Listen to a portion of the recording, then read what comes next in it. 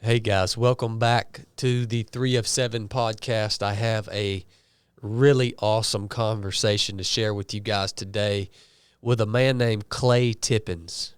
He is an outstanding guest, and he shares a lot of really cool life experience with us here on today's show. Clay is a graduate of Stanford University and also a former U.S. Navy SEAL. Clay served at SEAL Team 1 and SEAL Team 18. He's a successful tech entrepreneur. He also owns 2 gun companies and ran for the governor of Georgia back in 2018. He's got so many awesome stories to tell and some really good insight into the whole political conglomerate that is as he ran for governor of Georgia. He tells us, kind of gives us an inside look at what that is. We talk a lot about currency and digital currency, and Clay shares with us the vision behind his newest company called Bullet Vault. I can't wait for you guys to hear about that. It's an amazing concept and really, really unique. We're so thankful to have had Clay on the show. I hope you guys enjoy this conversation, and if you did, share it with somebody or reach out to us. Let us know what you thought, and we're going to keep these interviews coming to you guys as long as you keep listening and getting something out of them. We love you guys. Here is Clay Tippins. I grew up here in Georgia. I graduated from Shiloh High School out in Gwinnett County, and I was a really sickly kid. I had pneumonia all the time, and back then there wasn't soccer and all these other cardiovascular sports. One of the few year-round things that they could have you do was swimming, and so they almost held me back from school one year. I missed so much class, and the pediatrician told my parents, you ought to put him into swimming or something where he can build his lungs up. Otherwise, he's always going to have this pneumonia issue. And turns out I probably had more God-given natural talent and comfort being in the water than I do on land. No. So I started swimming, and that worked out pretty well. I had a chance to go to Stanford on a scholarship. I mean, my parents, we didn't have money like that where I could have afforded something like that, and so swimming opened up that door for me, and I went out there, and I'd always thought about being in the military. Just kind of grew up a God country guy. But my swim coach at Stanford had been one of the early Marine Corps snipers in like 65 and 66. I mean, they had some crazy guy from the RCSAS come over and, teach him how to do the 2-man patrol technique. And I think when he started out, it was just Ironside M14 stuff. And we always knew we were about to get our asses kicked in practice when he'd bring out, Charlie Hathcock's book, and he had it bookmarked. And it was invariably some pre-practice conversation about mentally getting yourself in the right place. But he had he had a real impact on me. I mean, he really pushed me to be a man and learn how to think independently and problem solve and all those things. My wife jokes that if it hadn't been for Skip Kennedy, he passed recently, but that was his name, that she probably could never have married me. And he's probably just to the point where he's forgiven me for going into the teams instead of, becoming a force recon guy or whatever. Yeah. But that was something where I wanted to serve. I figured at the time 50 seemed like ancient. So I remember when I was getting out of school thinking, well, I can make money and have a family and settle down when I'm in my 50s, but I can't, do stuff for God and country when I'm that age. Again, when you're 21, 51, which is what I am now, seems like forever. And so I applied to, the teams. Back then it was a Clinton drawdown period. Mm-hmm. So there weren't that many slots to go in. And it took a while for me to get a billet. And I went to Buds, and, kind of it all went from there. But I grew up, you asked what I liked doing when I was growing up. I mean, most of my time I was kind of a nerd. I was from a very religious, protected, sort of background. It's not like, I had a lot of unsupervised time, and most of my time was spent looking at a black line in a swimming pool or studying or just out in the woods with my dad. I mean, my happiest times growing up were basically just maybe throwing a gun and a backpack and a fishing rod and just basically traipsing up and down a river for hours by myself or deer hunting with my dad in the fall or something like that. Again, we're blessed now. My family and I own a place, but back then we were just, visiting other people's places. We didn't have a place of our own. But I realized I love being outside. And, that's still a huge part of who I am and something I've been able to do with my kids. It means a lot. So. Yeah. Were you close to your dad growing up? We spent a lot of time in the woods together in the fall. Mm-hmm. That's kind of the centerpiece of our relationship. He had a lot to do with my faith as well. But, that's still kind of a center point for us is I get so busy I don't always see him as much as I should. But, come October, come September, come November, we usually get out there. And if we're not putting up a deer stand, we're moving one this way or that way. And, he can still get out after it. I mean, he just turned 78 and he still goes out there with me, and it's kind of neat to see. So that's awesome, man. Yeah, it's cool. What now you said your dad had a role in your faith. Yeah, talk to me about that a little bit, and mainly for fathers that are listening to this.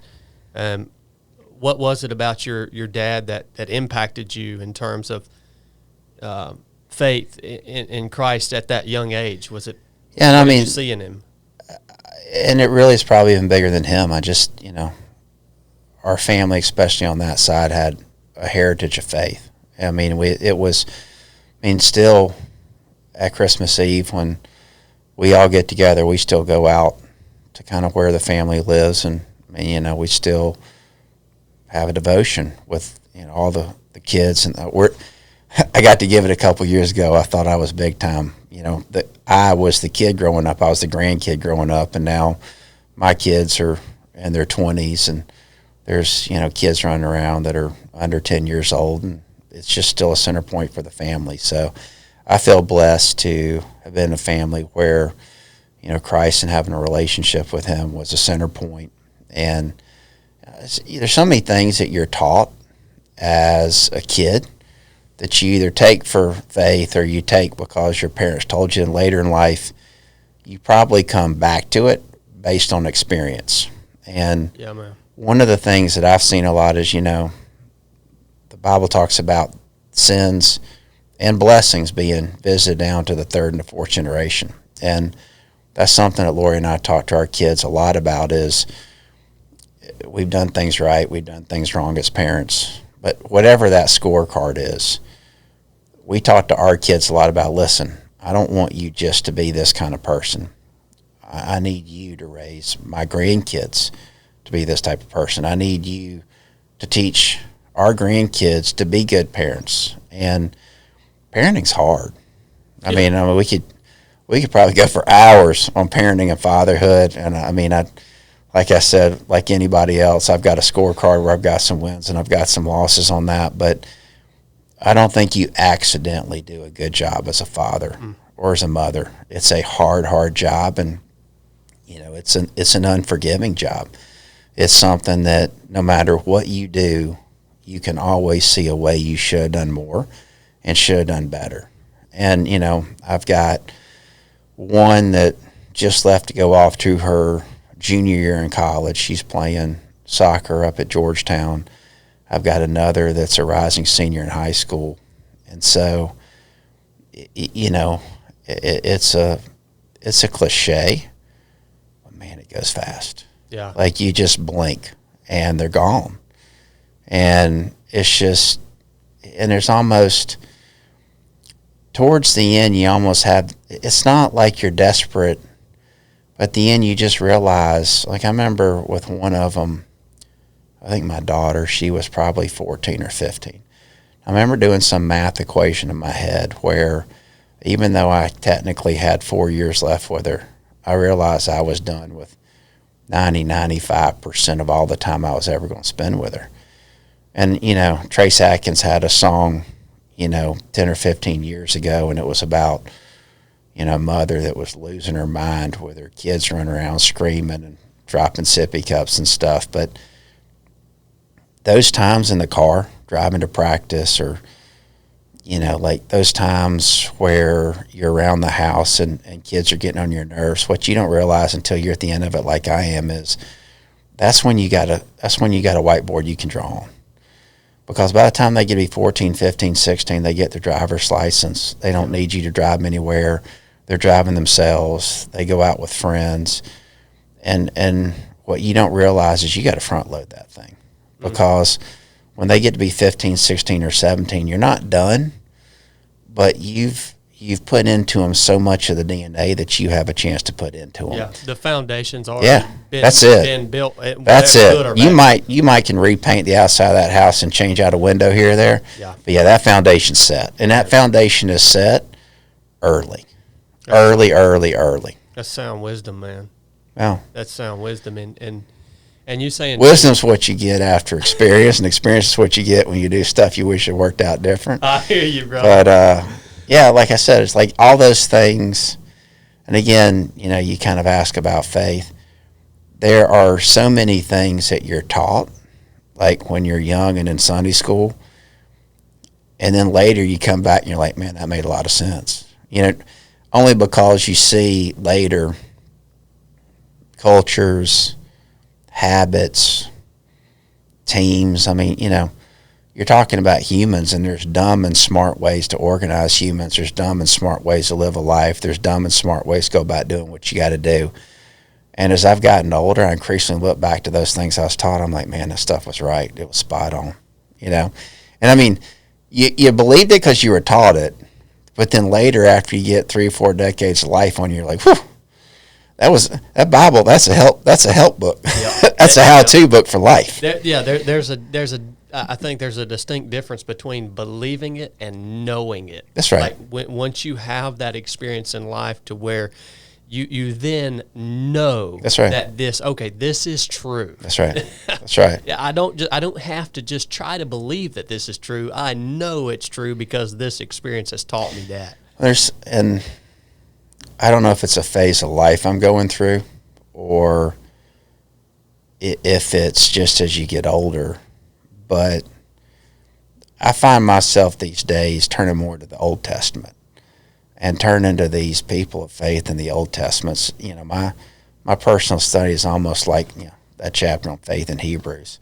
And I go back and I reread the same stories that I've been hearing since I was 5, 6 years old. Stuff about King Saul or King David or Joshua or Moses. And it's so interesting because here I am 51 and it might be the 50th, 15th, whatever time I've heard a story, read a story. And I'll see something I never saw before. Yeah. The other day I was reading about Joshua and Caleb. And it was fascinating because, and it was just the last thing, like I just thought, man, I never got that. But as an entrepreneur, you see things and you see risk and you see opportunities. And sometimes you feel alone or crazy or like, why am I seeing this and nobody else is? And I was reread. I don't know if it's 20, 30, 40, 50 times I've read the story. How Moses sent the 12 spies in the promised land. And think about this for a minute. When he did that, they'd been wandering around the desert for a while. You and I both spent time out in the desert. You got to be hard to live out in the desert. Those were some hard individuals. And if he picked one from each group of the people, he probably did cream of the crop. So amongst a hard people that have been living in the wilderness, he picked the varsity team. And we know typically the Israeli are hard people. Like those people got hard souls. They got greatness in that culture. So you're talking about a culture that has greatness in it. You're talking about a time where that culture had been living in the wilderness. And then they picked the varsity. And they sent the varsity in, and 2 out of 12 said, that's good, let's go for it. 10 out of 12 said, no, we can't do that. That's too hard. So that's about 1/6. And I started thinking about that. And I started thinking about playing back the tapes in my life as an entrepreneur or anything I tried to do this hard. I'm like, why does it feel like when you're looking at something, you look at a mountain, you're like, I can climb that thing. Most people are like, no, you can't. Or if you try to take a risk in business, a lot of people are like, you should lay up. You shouldn't go for it. That's too hard. And I started thinking, 1 out of 6 about right. Like most people don't see opportunity in difficulty. Yep. They don't look at adversity and say, there's a way through this. They're one of the 5 out of 6. And you got to remember, that was a group that was selected. That was tip of the spear. That was the cream of the crop. That's 20, and 10 out of 12 said, no, we can't do it. And I just, a little insight like that, I'd never had that before. I must have, I don't know how many times I've heard that story, and I'd never had that 1 out of 6 insight before. Yeah. And it struck home. Yeah. So it's interesting how you go through life and you go back and you reread a story that you might have heard the first time when you're 4, 5, 6 years old. It takes on a whole new meaning. You get a whole nother insight in it that you had never gotten. Yeah, yeah. There's something new there for Yeah. you. Yeah, as your life and your experience unfolds and That's changes. I think it's important too, just to hone in on you talking about how your father and your family in general made their faith in Christ, a center point of the family. Yeah. I think it's important to point that out too, because you said you're not a good parent by accident. Making faith in Jesus Christ a center point of your family unit, that takes a lot of effort. It does. You have to go out of your way. You do. And because the way life is, there's 100 other things, 1,000 other things going on at any given moment within that family unit. Yeah.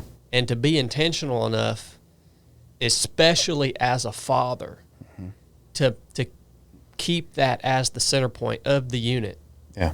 is it's life changing, man. I mean, it's invaluable. Yeah. You can't even couldn't even describe, and it's even as I mean, did you ever see your father pray? Yeah, all the time. Yeah. I I mean, praying as a family, it was like eating or drinking. It was just part of what our family did. It was a heritage. That's why I call it a heritage. do you realize how rare that is, though? Well, and I do, and I'll tell you why.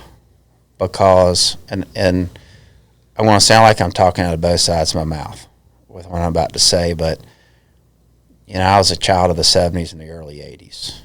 And in some ways, as rare as I think that was in hindsight, I feel like, and I should not be graded on a curve. No father today should be graded on a curve.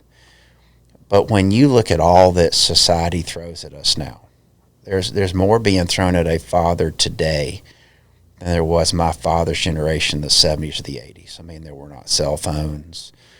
There was no internet. There weren't as many options for entertainment. And when I scorecard myself as a father, and again, I will sound like I'm talking out of both sides of my mouth, I have had a very active business career. There's been a lot of weekends where I leave or I'm coming back from a business trip.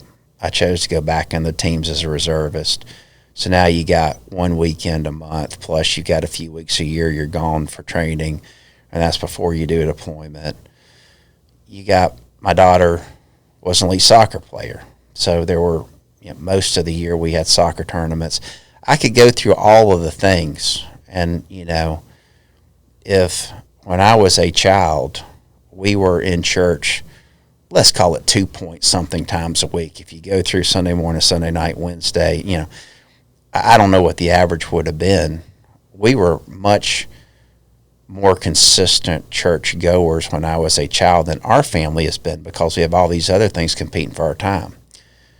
And, we have tried to compensate for that by many times the pastors, me basically pulling the family together and doing a devotion, and we pray together. I don't know if that's better or worse than as it stands in comparison to being in a church. I don't think, by the way, it should be either or. I think both are important and both are necessary. But one of the things that I constantly ask myself is, how is this going to work out with my kids?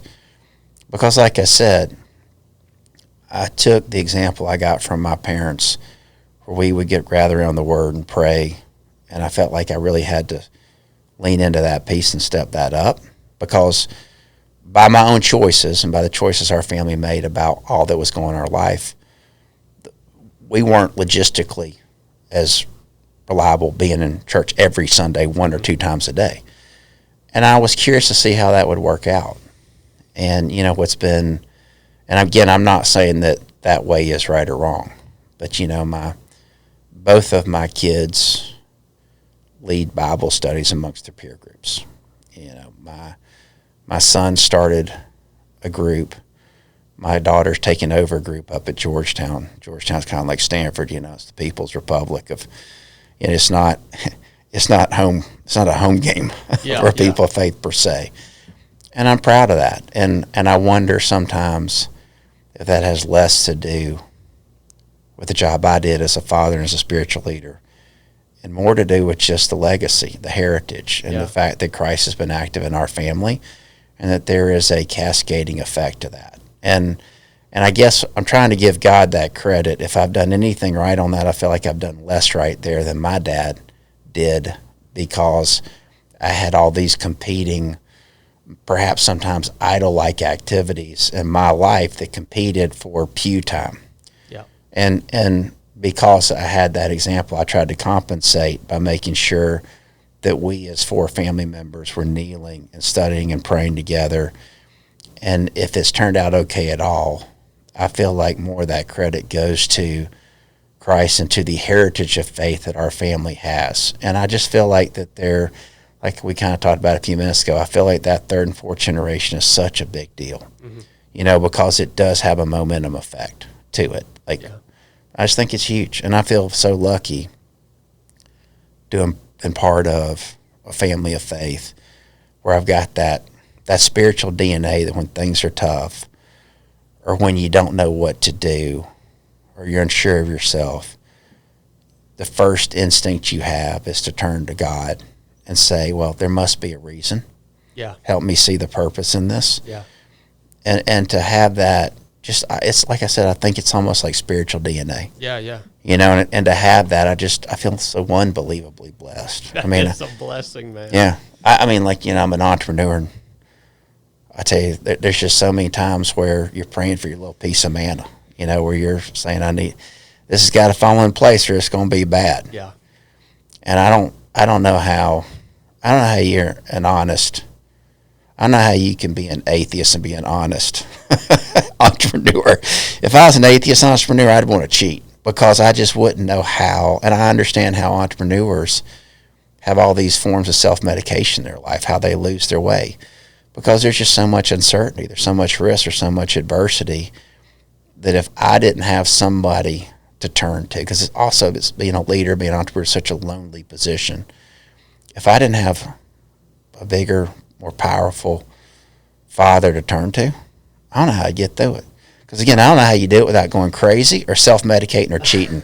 I don't know how you're an honest entrepreneur and keep your life intact if you don't have God in your life. I'm not saying there's not a way. I don't know how to do it. I agree 100%, and that's what we can only speak for ourselves, you know. And a lot of people will listen to this and they say, well, you know, you're just like, because we have a vast array of people that listen to this show. And it's not just a Christian show, right? We have people that don't believe anything that we believe, and I love that about 307 Project. But a lot of people hear that and say, and have said to me before, so you just use, you telling me you're using faith in God like a crutch?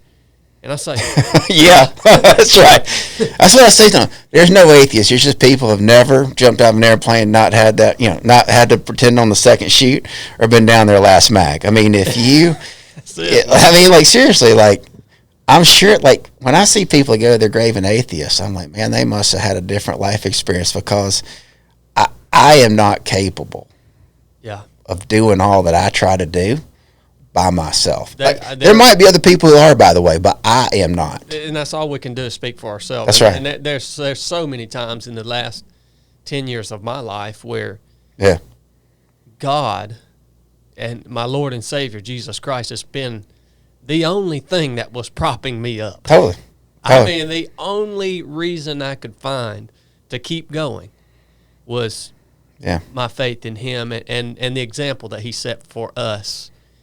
I love that, man. And as again, I don't mean to keep going back to this point. I tell you something else. As I get older, that I increasingly, I say sometimes I have been haunted throughout my life by certain stories from the Bible. And I think for a lot of my early life, I was haunted by the story of the parables. You know, that God gave the master, as he went away, gave 5 talents to one man, 2 to the next, and 1 to the third. And the first 2 doubled it, and the last one did nothing with it. And of course, that was the story at the end where the master came back and said, you know, well done, my good and faithful servant. And throughout much of my young life, I have been really consumed by this shot clock. When does what have I done with every day? What have I done with every 1 hour block of time? You know, when my hourglass runs out, how will I account for the days and the opportunities and the challenges I was given? And look, in some ways, that's probably made me a workaholic. I mean, at times it's made me just obsessively I work because I just want to strive every day. I don't want to, every day, every interaction almost feels like a perishable asset. And that's still something that drives me. But as I've gotten older, the thing that now increasingly haunts me is I've had enough difficulties and I've had enough times. And look, I've had some accomplishments and wins in my life. I feel very blessed. But I've had enough times where, you know, you're just sitting there looking at the gauntlet and you're like, I can't get through this on my own. There's no way through this gauntlet without help and without a vision that I don't possess. And in that loneliness and in that, I say darkness, as you know, you gain your night vision in the dark. You know, it's just something when you're sitting there and you can't see, and all of a sudden you can start seeing stuff. The darkness sometimes has a connotation of blindness. Sometimes darkness gives you a vision that you don't have otherwise. And at these times when I'm scared as hell and I don't know what I can do, and I feel, and I am struck by my own inadequacies, I have found peace and I found insights. And as I've gotten older, the situation that haunts me is I'm almost afraid of success because, like, I love my farm. Lori and I have been blessed. We've been able to buy a place. I love it so much. And I worry sometimes, am I letting that be an idol? Will I be tested? Will I have that removed from me? Yeah. Like Job. And when I have struggles, I think, my goodness, when I'm back on the mountaintop again and I'm successful, I hope that I'm not arrogant. I hope that I can remember this, because if I can't remember it and I don't stay humble, that means God needs to take me back there. And as I've had more wins, as I've gotten older, I realize how many of them came after not knowing what I was going to do and being shown a way, you know, that I couldn't have seen. And as I've gotten older, it almost makes you afraid to win and afraid to have success, because as a man, you start figuring out how seductive success is and how easy it is to forget that it wasn't you. And we see that in the Bible all the time. I mean, we see that in humanity. I mean, yeah. You know, Nick Saban, he's a mean cuss after they win a big game, because he understands that it's in every human to get complacent, to get prideful. Yeah. And as I've gotten older, that's what I'm almost afraid of the most, is I'm afraid of the pride and the complacency that comes with success, because I know what it's like to be brought low. And I know that you find some of the greatest stuff when you're low, when you're scared, and you're aware of your own inadequacies. And as a guy that also doesn't want every day to be brutal, and, you know, doesn't want my wife to go crazy living with some ex-SEAL entrepreneur guy, you know, you don't want to always be in the crucible. But as you get older and you've had success, you realize you need to be in the crucible to stay hungry. You need to be in the crucible to stay humble and to not be complacent. Yeah. And that haunts me, is staying humble and not getting drunk and carried away with my own success. Because I think everybody's guilty of that. I think everybody's susceptible to that. You're exactly right. I mean, the default of the human mind is to be complacent, yeah, and that's right, to try to achieve some level of homeostasis. Yeah, that's right. Which doesn't really exist. It's kind of an illusion. But yeah, complacency is the default of an untrained human mind. Yeah, that's right. You know, we're all susceptible to that. I want to go back, just briefly touch on your swim coach there at Stanford that you said impacted you. Yeah. You said, you had always kind of thought about the military, but then being around him, being coached by him, really kind of solidified that. What was it about him? What was it about him that just solidified that in your mind? Is it a lesson? Is it just how he was, or? I guess a couple, three things. I mean, one, I had two coaches that meant a lot to me. One was Chris Davis, who's still coaching today. And, he taught a lot about breaking pain thresholds. That when you bounce up against a pain threshold, you never are neutral.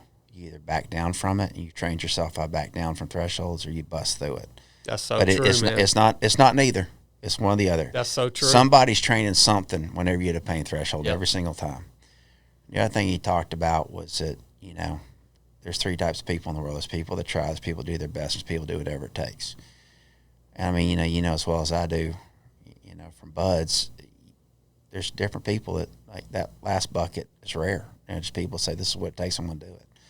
So those were some of the lessons I took from my first coach.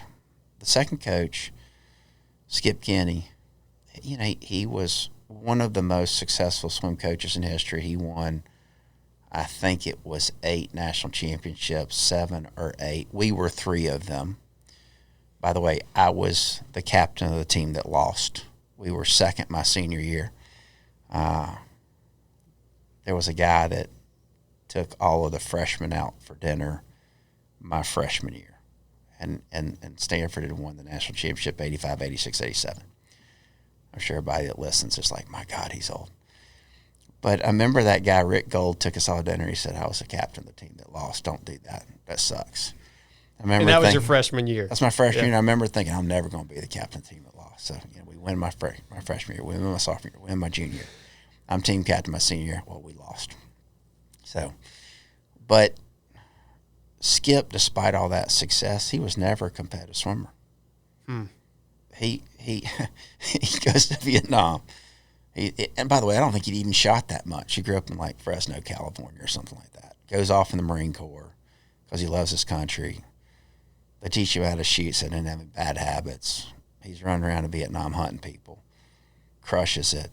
Comes back, and rolls at Long Beach State or something like that. And he's watching the swim coach. He goes, that looks easy. I can do that. So he didn't know anything about swimming. He understood performance. He understood teams. He understood mental toughness. He understood how to get your head right for the moment. So I learned a lot of those things from him. And, I had a kid, I talked to you yesterday about, hey, Clay, I think I want to be a team guy. What do you think? And I think all these different groups have got different cultures, and they've all got a strength, and they've all got a weakness. The Marines have got tremendous cultural consistency and excellence. I mean, it is easier. It's easy to be mediocre for a short amount. Like, there's 3 dimensions: number of people, the amount of time, and the level of excellence.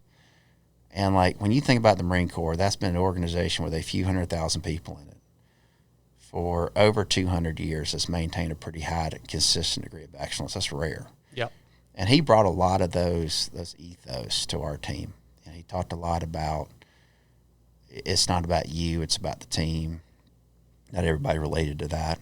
I was totally buying into it. And, so my senior year, I applied for a Rhodes Scholarship. I was questioning a lot of things in my faith at that point. My parents got divorced. So I took a lot of religious studies classes. I was when I say I was questioning, I was trying to figure out how much of that stuff that I was raised with that I believed for myself. I was trying to take a hard look at everything and readopt it. So I applied for a Rhodes Scholarship to study divinity, and I didn't get it. But I got far enough along in that process that the 2 things I was looking at doing when I got out of school, I was looking at doing that. I was thinking about going into, the cloth. And I was looking at the teams. And for some people, that's totally different. But, as well as I do, there's a ton of people. They're people of faith. They're the tip of the spear, in the Tier 1 community, because they believe that it's about something bigger than themselves. Yeah. And so as I kind of Went through that process my senior year, and I looked at one of those two paths. I knew I didn't want to go make money, at least at that point. I knew I wanted to do something that was bigger than me. And I think Skip, having been a Marine and talking about some of those things, just really rubbed off on me. At that point, it wasn't cool. This is way prior to 9/11. I mean, this is Clinton era. Yeah. And again, I mean, I remember when I told buddies, and they were all going off to make a ton of money out of Stanford. What are you going to do, Clay? I think I want to go in the military. It's like, why in the world would you do that? My wife even asked me that the first night we met in a bar. She's like, wait a second, you went to Stanford and you're going in the military? Help me understand that one. And I said, well, I can do other stuff later to make money, but I don't want to just be in the military. Like, again, the SEALs weren't a global brand. They weren't a household name in 1995 or 6 or whatever. For sure, yeah. And I was just like, look, I want to do this small group that some people not heard of called the SEALs. And, it's about honor. And those are just the things that meant something to me. And those things still mean something to me. So I felt like that was my path. So I followed that path. Awesome, man. What a tremendous asset to have a coach at that age that you were in college that's teaching you about selflessness. Yeah.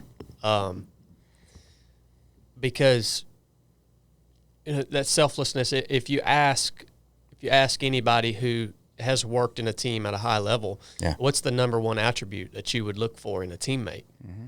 That's it. Mm-hmm. Selflessness. But it's such a it's not commonly known. I mean, when we run training here at 307 Project, I have adults who have worked in the corporate world at a high level for a long, long time, and I talk to them about this thing, selflessness, and how the team needs to be bigger than you and your own personal needs, and team gear before personal gear, and all that stuff. This is like the first time whoa, and then you show them how it actually, when you implement it, how it actually works within a team, and how that team becomes an unstoppable force when you have a group of selfless individuals, and they see it happen for the first time. Yeah. And a lot of these people see that happen for the first time at 40, 50, 60 years old, and they're blown away.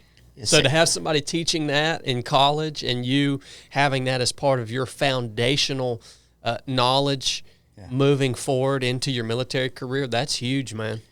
And it's just so antithetical to our society. I mean, it is. I love America. I love capitalism. I think capitalism has been one of the greatest forces for good in the history of mankind.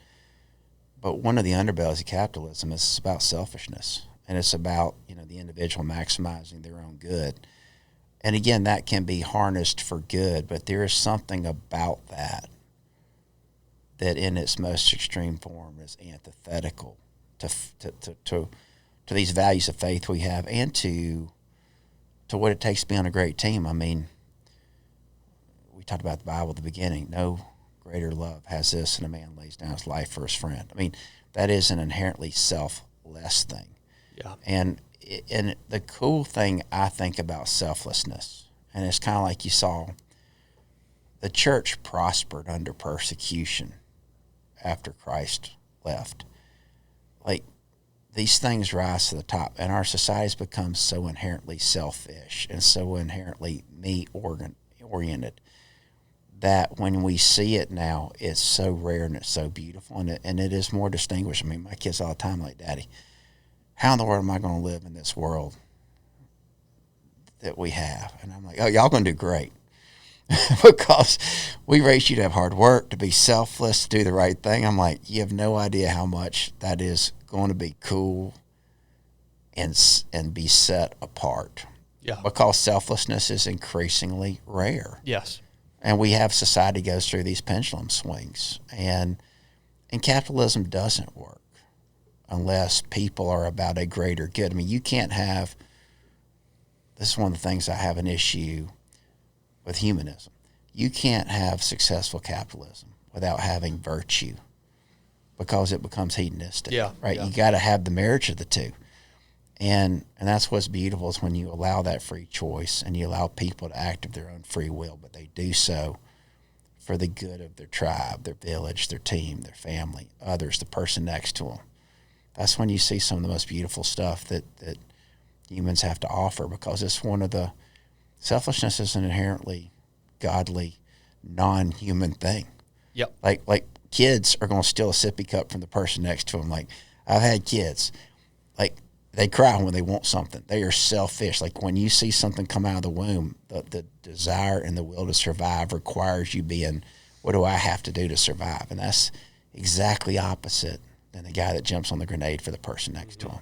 Mm-hmm. Like, that's part learned, and it's part tapping into something I think is put into us by our Creator that's not natural. Yep. And it's beautiful. And it's so cool when you see it. Yeah, it is, I would say, the single aspect that you could point to that makes a team become an unstoppable force. That's right. And it is, you know, when we talk about imaging Christ, I mean, selflessness is, you know, if you want to image Christ, that's where it all begins, is dying to yourself. And we've talked about that many times on the podcast. And Jesus even said, all those who want to come unto me, deny yourself. Yeah. Take up your cross and follow me. Mm-hmm. It's just so cool you had a mentor teaching you that. And I think it's a lesson that never gets old. It's a lesson that we need to all be reminded of on a regular basis, and think about, what are we doing in our lives, in our family lives, in our businesses, in our workplace, within the church, wherever it is. Are we putting ourselves ahead of the people around us because of our own discomfort or our own needs? And if you are doing that, you are hindering the team or the family unit in some way, shape, or form. I want to talk a little bit about buds. I don't think most normal people understand that going through buds as an officer is, I'm going to go ahead and say, more difficult than going through buds as an enlisted man. Because one of the unique things about buds SEAL training is that officers and enlisted, they go through the training pipeline together. They all do the same stuff, the same evolutions. They're all held to the same standards. But the officers who are going through buds, and you were an officer going through buds, right? Yeah. The officers have this added responsibility of leadership within their buds class. And I remember watching my officers in my buds class and looking at them, and they were always under a microscope, right? I could kind of be the gray man. Yeah. You know, at least until we got to third phase and the class had dwindled down. But as an officer, you have no choice to be the gray man. You have a microscope on you at all times. And I remember seeing my officers and just thinking, I am glad I'm not that dude, because they got extra credit, extra beatings, extra everything all the time, man. Yeah. So how was that experience? What class did you go through with? So I was in 3 classes. Okay. I started in 213, and I had stress fractures. I'd never run, you know. And being a swimmer, yeah. Pull that mic just a little closer. So I'd never run much. I had stress fractures, and I fell out the Friday before Hell Week. And I remember my first phase training officer, you know, I mean, I completed the run. I passed whatever the required time was. 4 mile time run? Yeah, but I collapsed in pain after that, and they took me to the clinic or whatever. And I said, hey, what's my options? He says, well, he's like, if you can make it to Wednesday and then you fail out because your leg, they'll start you over after Hell Week. But if you take the medical role right now, you got to start over day 1. And he said, before you answer, let me tell you how that goes. You'll hurt worse than you've ever hurt in your life. And I think he had this experience because I think he had also been a swimmer. And he said, look, you hurt worse and worse as Sunday night goes into Monday, as Monday night starts. And he's like, sometime between Monday and Tuesday, I can't explain it. But you'll just quit hurting. It's like your brain shuts that part of your body down. And I, being a tough guy, I'm like, okay, good, I'll do it. So all weekend long, I was trying to get ready to start Hell Week. And I mean, and they took an x-ray, and they're like, well, here's the good news. Your stress fracture is in the top part of the biggest bone in your lower leg, so the chances that it breaks entirely and you have a compound fracture is low. Not zero, but low. Mm-hmm. So it'll probably hold weight, and you'll probably be okay, but it's just going to hurt like hell. So was it up in your femur? No, it wasn't my femur. It was basically right there underneath my knee. Okay. And so all weekend long, I kept trying to figure out how to do it, and I get out of bed, and I collapse in pain on the floor. I wasn't tough enough to do it. I felt kind of like a wuss because here he'd give me the challenge, and I couldn't figure out how to hurt that bad. So I took a medical roll, started back with 215. And in 215, I had all kinds of challenges. The first challenge was the first 4 mile time run of like whatever it was, week 1. I had a heat stroke. Good. And I remember I passed out right when you're passing the rocks on your way back, going from mile 3 to mile 4. I remember I woke up naked in the clinic, packed in ice with a probe up my keister, and the first words I heard was, he's going to be okay. We just got our first reading. It was either 106 or 107, and it was coming down. They couldn't get the reading because I was so hot. And so, I was the OIC in 215. And so then basically, and I'm going somewhere with the story about it being hard for officers. So then the stress fracture started coming back. And I know because those take years. I mean, that takes years of running. And they're not going to give me a medical roll twice for a stress fracture, especially back in those days. Yeah, right. And if you're an officer, you don't get to come back. So exactly. So if I don't get through this, I'm done. So now I'm back in the situation. Of course, I don't tell anybody that stress fracture is coming back because I know if I even breathe a word of that, they'll roll me out. And it's exactly what he said. I had to start Hell Week with a stress fracture. And I mean, it hurt like hell Sunday night, Monday. And I remember sometime Monday morning, 1, 2 o'clock in the morning, I just remember thinking, my leg was not hurting excruciatingly for the last 2 minutes. I forgot to hurt. Like it wasn't like it didn't hurt. My first thought was, I forgot to hurt for the last 2 or 3 minutes. I got so busy thinking about other stuff, I forgot that my leg hurt. Oh man, that hurts. And then like an hour or two later, I'm like, I forgot to hurt again for the last 5 or 10 minutes. And what you'll understand that very few people do is your brain and your body is just the most magnificent invention ever. It's like a matrix. And my brain figured out that little spot on my leg where the break was not helpful to the purpose. And so it shut down that grid on the matrix. It just quit hurting. And I can't explain what it does, but like your brain can just solder some wires and say, we're not going to listen to that anymore because that pain is not helpful. It's unbelievable. It is standing in the way of us doing what we got to do to get the mission done. Yeah. And so my training officer's right. Like, I can't explain it to you. I don't know if it healed. I don't know if my brain just shut it down, but like it quit hurting sometime during Hell Week. And then I kept going, went through dive phase, got into third phase. Let's go back to the heat stroke. Yeah. Well, I'm coming back to that. Okay, all right. So we start third phase. And, of course, you got to pass, I think it's 2 or the 4 time. By the way, I sucked at running. I sucked at running then. I suck at running now. Running's always been my Achilles heel. Everybody's got one, you know the deal. They find the thing that they... Well, mine was swimming, Clay. Well, there you go. Between the two of us, we got one man between us. So, anyway, I started having the heat strokes again as we get ready for third phase. And because once you have one, I've always heard you're more prone. Oh, your thermostat's blunt. Listen, and it's not just hot.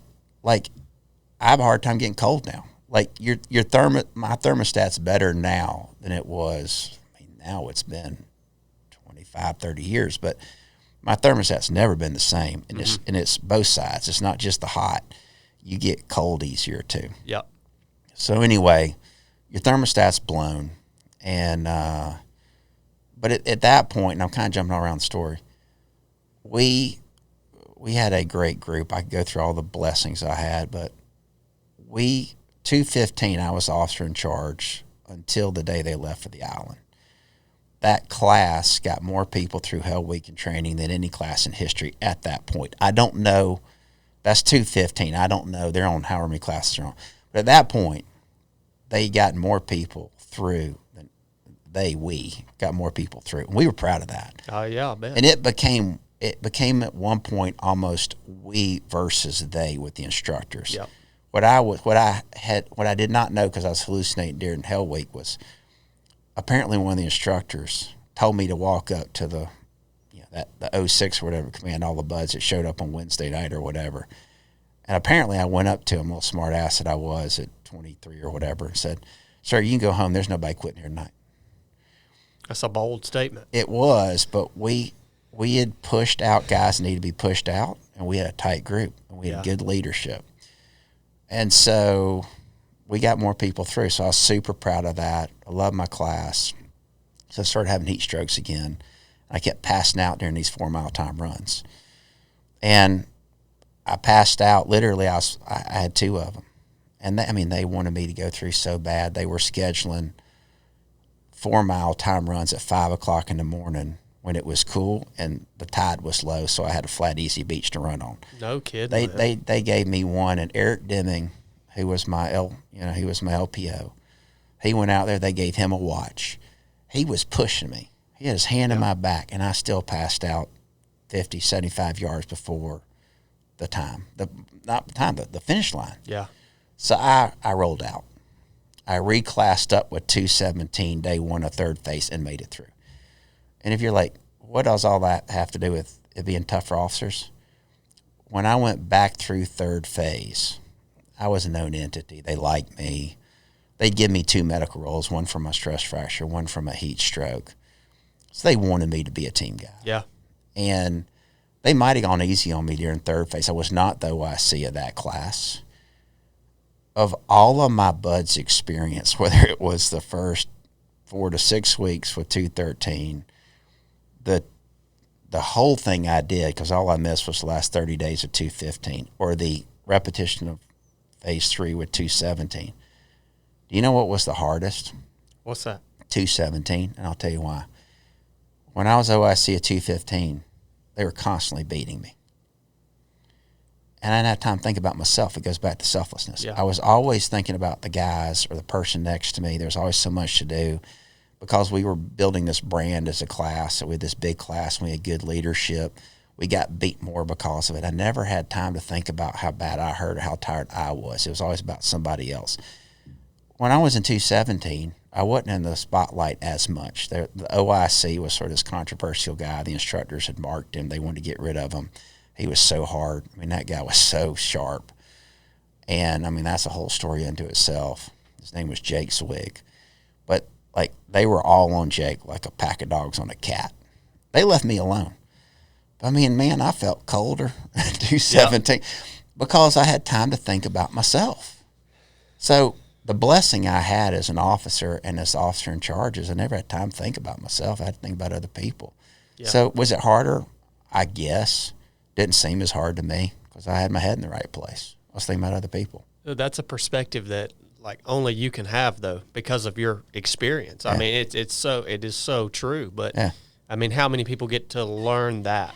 Yeah. Not very many people. Yeah. And I would agree with you 100%. Difficulty and adversity is so much easier to bear when you have tapped into that place where you're worried about the people around you. That's right. I tell people that all the time, Clay. I'm like, when you're just in the pain cave and you feel like you can't take another step, look at somebody to your right or left. Lift them up. And find some way to encourage them. Use your last ounce of strength to encourage them and watch what it does to you. That's right. And how it changes your situation, man. Yeah. Well, Clay, where have you been, man? You should be shouting this stuff out on the rooftops, man, because these are tremendous lessons. I mean, these are tremendous lessons, man. I appreciate you saying that. Yeah, I mean, they really are. I mean, just packing them in. Yeah. All right, we're going to take a little break. All right. Hit the head. All right, we'll come back and talk a little bit about your career in the teams. All right, cool. Thanks, brother. All right, guys, we're back. Clay, I'm really enjoying the conversation, man. Genuinely. I am as well. Thank you so much again for being here. We've got a lot more stuff to cover here. A lot of current issues and topics that I want to talk about. So we're going to keep moving along. Graduated buds, class 217, right? That's right. 217. Went on. You spent how many years at SEAL Team 1? So I went in 90. Like my SEAL career basically had two stints to it. The first stint I went in 96, and I got out in 2000. Mm-hmm. And the second time I went back reservist in 2010. And honestly, the first time I was in, I didn't do anything that made a difference or mattered. You know, I mean, I'm proud of some of the things I did as a trainee or whatever, but I went to SEAL Team 1. It was, 1999. Clinton was president. At the time, you know as well as I do, team guys with nothing to do, team guys need a mission. You're preaching to the choir right now, man. So when I was in, it was sort of a listless time in general for the teams, probably for all the special operations community. There's a lot of guys getting into trouble and stuff like that just because they were bored. I was bored. Yeah. And I'd gotten married. We should at some point talk about my much better half. That's kind of a central part to my story. But I was in, and I remember thinking, this is dumb. We're never going to war. The world's getting boring. Yeah. I didn't come in here to, be a frogman on Friday and run around PT in the sun. I wanted to go hunt the enemy and kill them. Yep. I wanted to serve God and country. And I remember thinking, this isn't what I signed up for. And so I got out. I got out. I was towards the end of being an O2 or whatever. I got out. And then, of course, how short-sighted was that, right? Because 9/11 happens, and a lot of my buddies that I went through with, probably like some guys you serve with, some of them aren't even here anymore. And a lot of them had, these all-star careers where, they did 2 or 3 deployments and they went to dev group and, that stuff forever. And in 08, it was 08, Lori and I were driving, back from like a vacation in Charleston. We had some bougie couples weekend. And we got to talking about, I think some cousin of hers had told the family that, some general that he knew had called him and asked him to go back in, or at least that's how the story is being told. And I just sort of laughed out loud. I'm like, yeah, that's not what happened. And she looked at me, she goes, what do you mean? I'm like, he didn't get a call from some general. He feels like he's not doing his part. So he called around and called every boss he ever worked for and said, what can I do to get back in the game? And her head snapped around somewhere on I-20 heading back to Atlanta, between Augusta and Atlanta, and said, we're not talking about him anymore. We're talking about you. And I said, if you're asking, do I feel guilty? I said, yeah, not a day goes by. I don't look out the window and feel like I'm not doing my part. I'm like, we've got this great life. Everything's easy. It's comfortable. And guys are out there dying and protecting us. So, yeah, I feel like I'm not doing my part. Yeah. And she said, well, I'm sure that I'll regret this, but go figure out what you're supposed to do about that. Wow, man. And I started looking around. Turns out, like I said, they had set up reserve SEAL teams, so I went back in. So I went back in 2010, and I threw my hat in the ring a couple of times to deploy, and it was weird. I've never been a team guy under a Republican president. My 2 times were Clinton, Obama, and so things were getting a little bit, like it was a different operation tempo as kind of 10 and 11 went into 12, 13, and early 14, and I went in to see my commanding officer, SEAL Team 18, and like the summer 2014, and I said, listen, I'm not doing this for money. I mean, being in the reserves cost me money compared to, what I could do in the civilian world. I said, I didn't do this to come in and talk to the boys on Saturday about college football. I said, I did this because I want to serve. I want to go down range. I want to do my part. And I said, I've got a busy job. I've got kids that I'm missing Little League games. I'm missing soccer games. Find a chance for me to deploy, or I might as well get out because this is dumb, just training and doing nothing. Yeah. And he said, do you mean it? I'm like, yeah. I'm like, I know that sounds like I'm kind of saying conflicting things and I'm going to get out if I don't deploy, but I came back in here to do something. Let me serve. Send me. And that was, I don't know what, let's call it July 2014, August. I don't remember when it was. And I think 6 or 8 weeks later, ISIS or Daesh rolls from the Anbar province. Basically they got 6 miles or something like that from downtown Baghdad. And he called me like in September and said, "Were you serious about deploying?" I said, "I'm serious. It's a heart attack." He said, "Okay." And I was actually supposed to go to, Djibouti or something like that. I've been there. And then like literally 3 weeks before I went, they called. They're like, "You're not going to Djibouti anymore." I said, "Why?" And they're like, "Well, we just got a frag to send the next guy ready out the door to Baghdad." I said, "To do what?" And they said, "We don't even know." And we just got fragged with it. And it was they were still trying to figure out what they were doing and how they were going to do it at that point. ISIS had taken Beiji for the most part. It was just kind of a train wreck. And so I had no idea what I was doing or where I was going. It was literally just diversion. And where I'm going with this again is sort of where I've seen, the hand of God in my life. And so anyway, I end up in Baghdad and around there, the area. And it was interesting because there wasn't a specific job.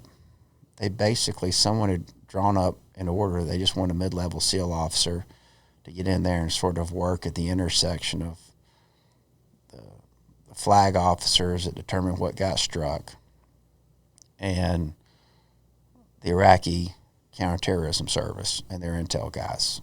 And it wasn't really a mission. It was just, we'll get some 05, SEAL 6 in here, 04, 05 SEAL in here, and he'll just figure out a way to wreak havoc.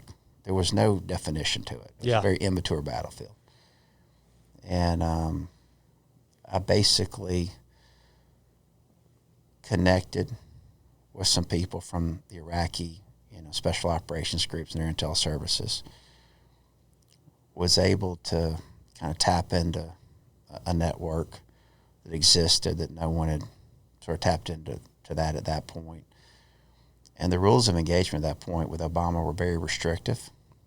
But, we kind of figured out a way to get some stuff done despite that, working very closely in partnership with the Iraqis.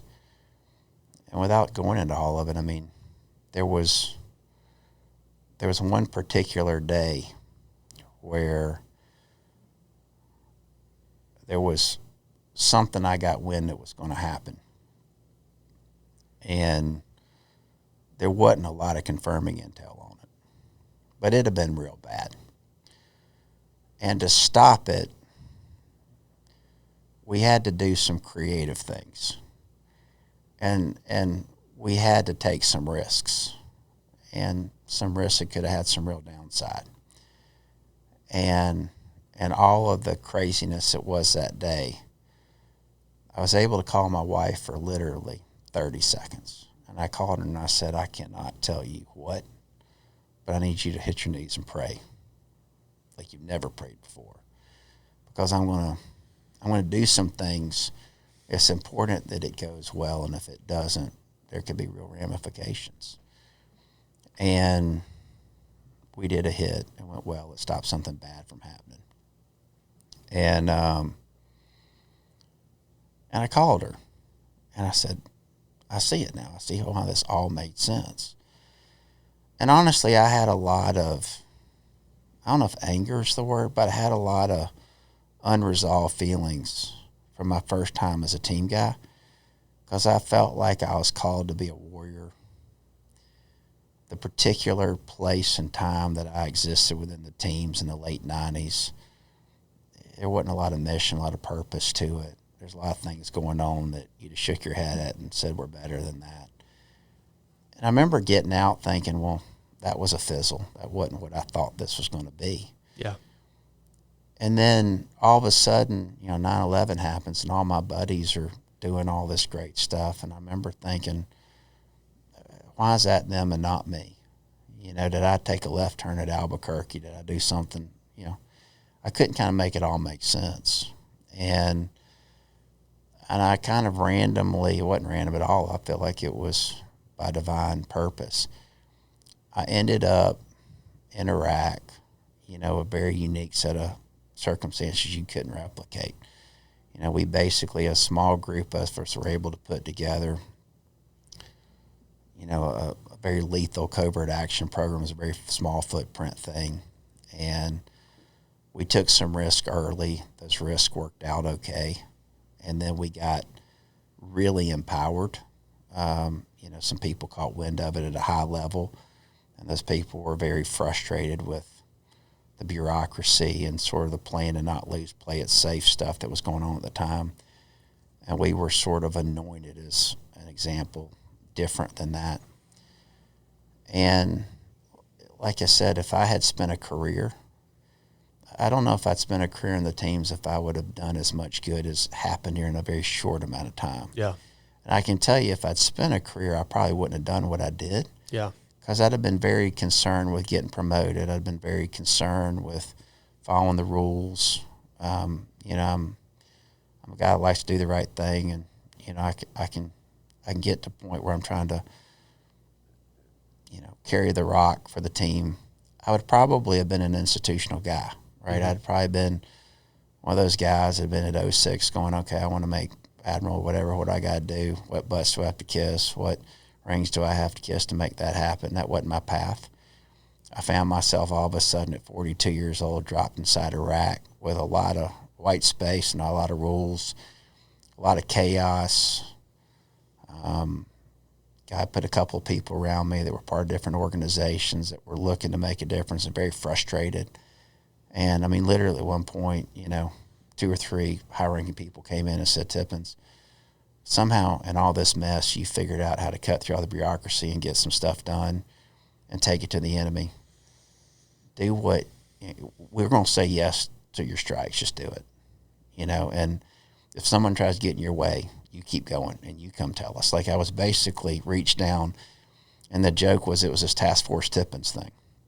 You couldn't make it up. It would never have happened, and I wouldn't have had the balls to do that. But probably because I'd been in the business world for 10 years at that point, Yeah. I could probably see loopholes and angles. Yeah. I could outlaw your lawyers. You know, I could figure out a way to get right on the edge of a rule, right on the edge of a process where everybody look at it and go, well, he's not supposed to be doing that, or you're not supposed to, but they couldn't exactly tell you why not. And again, I wasn't real worried about getting promoted.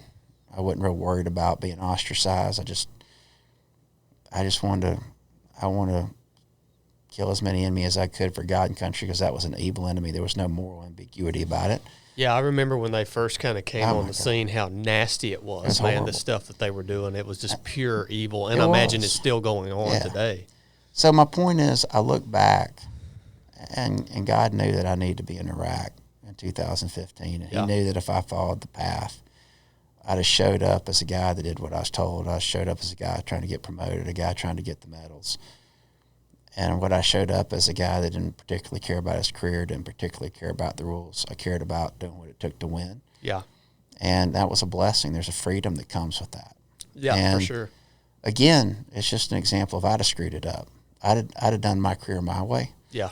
And it wouldn't have been what it was supposed to be. And I wouldn't have done as much good, you know. So it's another example of these things have the path they're supposed to have. That's a great and perspective. you get lost on that, because when it doesn't go the way you want, you're like, well, this isn't how I drew it up. Well, you know, you think you're drawing it up. It's being drawn up for you. Yeah.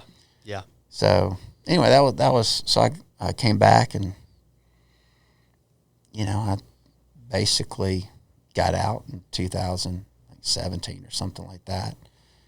And you know, that was, I guess, when at that point my career was coming along pretty nicely. I'd, you know, kind of risen up through the ranks at a global tech company, and you know, consistently kind of posted the biggest numbers and everything. And I was kind of hitting a point where I'd probably progressed about as high as I could in that company. And that was kind of the point where I felt the call to do something in politics for my little 5 minutes. So anyway. And I definitely want to hear about that, Clay. That's something I'm very interested in. You know, you said something that's pretty unique that I haven't really heard another team guy talk about, and that is how your experience that you had gained in business you were able to then take that and apply that on the battlefield, and just the perspective that you had from business, being able to take that to the battlefield as a leader and be able to be asymmetric. Yeah. You know, in the military, people look at special operations units as being very asymmetrical, and in a lot of ways they are, but it's still the military, right? Yeah. And it's I say this there are a lot of people out there who were never able to serve, because of their maybe because of a health issue or something happened, or it never came to fruition for them, and they live with that frustration their whole life. You know, and I want to encourage you, if you're out there in the private sector, you're doing big things. A lot of the lessons that you're learning and that you can learn in life out in the private sector are valuable lessons. And if that's always been something you've been dealing with, you were never able to serve, just understand you can do good things and learn good lessons outside of the military, just like you can in the military. So I definitely want to get into governor, the run. You want to talk about the governor thing, or you want to talk about the business, how the business experience translated? If you've got something more on that, I would love to hear that. Yeah. Look, again, I feel so blessed with how my life's unfolded. The blessing I had in Iraq in 2015 was I was less jaded. And there were so many guys there that had lived through the heydays. They'd been at Ramadi, they'd been at Fallujah, and they'd lost so many friends. They weren't happy to be there in 2015. I felt blessed to be there in 2015. Yeah. And one of the turning points, and again, there was a couple business skills that I was blessed to have. We hit something one night. We did a drone strike, and it was a town in a different part of Iraq. Pull that mic just a hair closer. And afterwards, the reflections on what happened in that town was different than anything that we had seen in a different town. And I turned to the person next to me, and I'm like, "Sir, what do you think we just did? You know, like, look at what's going on in that village." And he was towards the end of his deployment, and he was very uninterested in the question. And he goes, "I don't know. We probably accidentally stepped on a den of Daesh." And that was the end of the conversation. And I went and I sought out an Iraqi high-ranking officer that had real experience and was in their special forces groups. And I said, "Sir, what do y'all know about that town that we don't know?" And he kind of cocked his head over. He goes, "Y'all never ask us what we think." And I'm like, "Well, I'm asking you what you think." And he says, "Why are you asking me? You guys are the guys with all the satellites." And I was like, "Well, because we don't have a lot of human intelligence on what's going on in that village. Yeah. We don't know enough, so if you know something I don't know, why don't you tell me?" He goes, "Well, hold on." And he picks up the phone and he calls somebody. I don't know who he's calling. And, you know, of course, they're barking in a different language that I don't speak. And they talk for a couple, 3 minutes. And he hangs up and he goes, "Okay, you killed so-and-so. You blew him to pieces. Very, very good. Very evil man. And you blew someone's leg off. He is bleeding out. He will die tonight. He is in such and such hospital. So-and-so, you blew his hand off. He will live. Very bad man. Too bad he did not die." And like the level of information was so specific. I remember thinking, they're lying to me or they know something. And I said, "What do I got to do to talk to the other voice on the end of that phone?"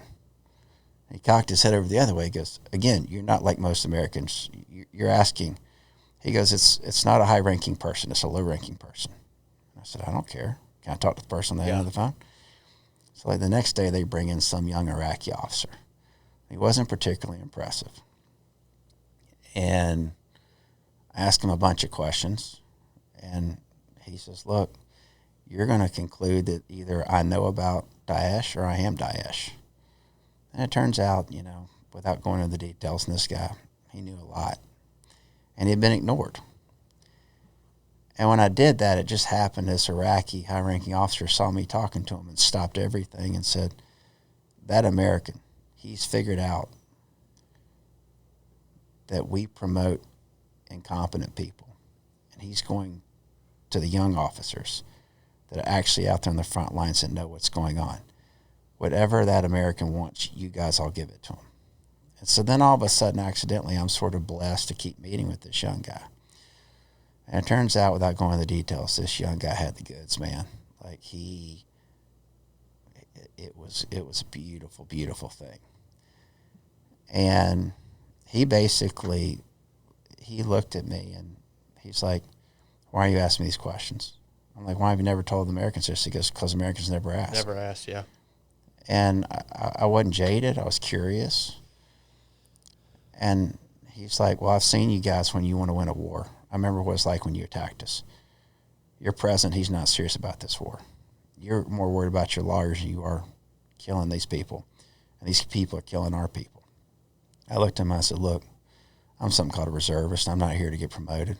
I just want to go home and tell my wife that I killed as many people as I could for God and country and that the sacrifice of our family is worth it. So if you know where the bad guys are, I will figure out a way to get them killed.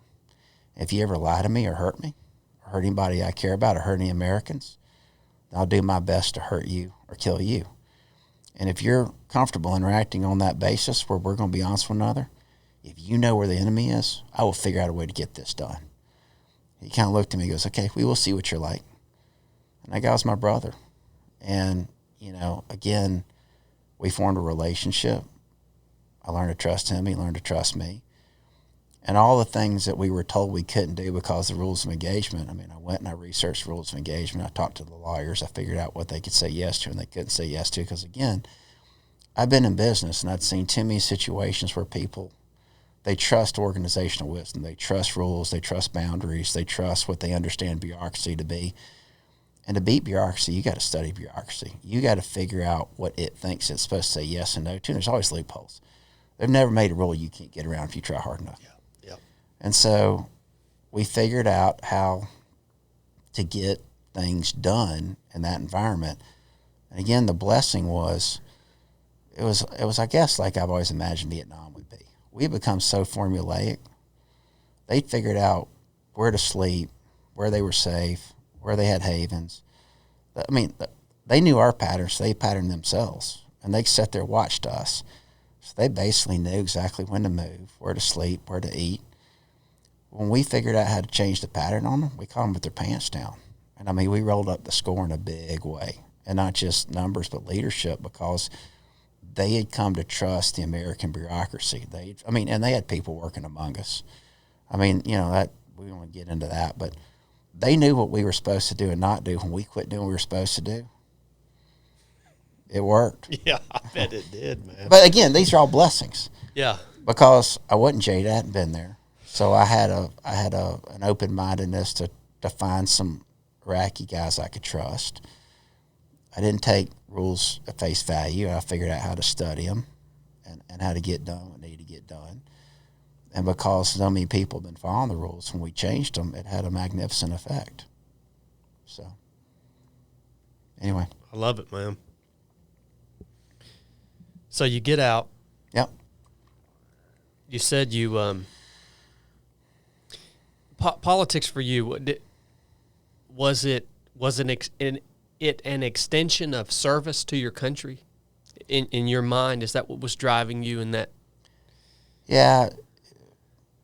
So it's a huge sacrifice. I got to, one of my best friends I work very closely with, career military, career intelligence community. Still one of my best friends to this day. And I went to go visit him in spring of 2017. And I was just up in D.C., and we were drinking beers. I'm like, this is the beginning of President Trump's first tenure. And I said, help me understand something. Trump's won. He's president. Why in the world does he keep getting hit this axe he's got to grind on a coup and Hillary and all this other stuff? What's the end game there? Because you got to remember, I went to Stanford. As my life has gone on, I've evolved from a play by the rules guy to a break the rules guy. Because if you're best and brightest and you go to somewhere like Stanford and you work hard, following the rules and being part of the system works really well for a long time. And so I trusted the system for a long time.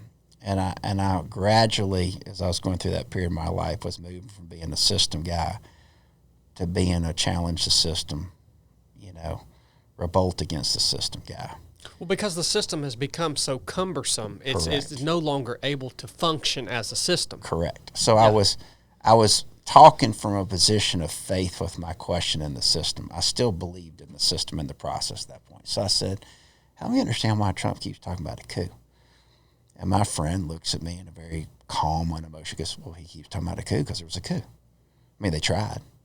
I'm like, what are you talking about? He goes, yeah. He's like, there were bugs here, and here, and this is what they did, and this is who did. I'm like, you got to be kidding me. He goes, oh, no, Clay, you need to wake up.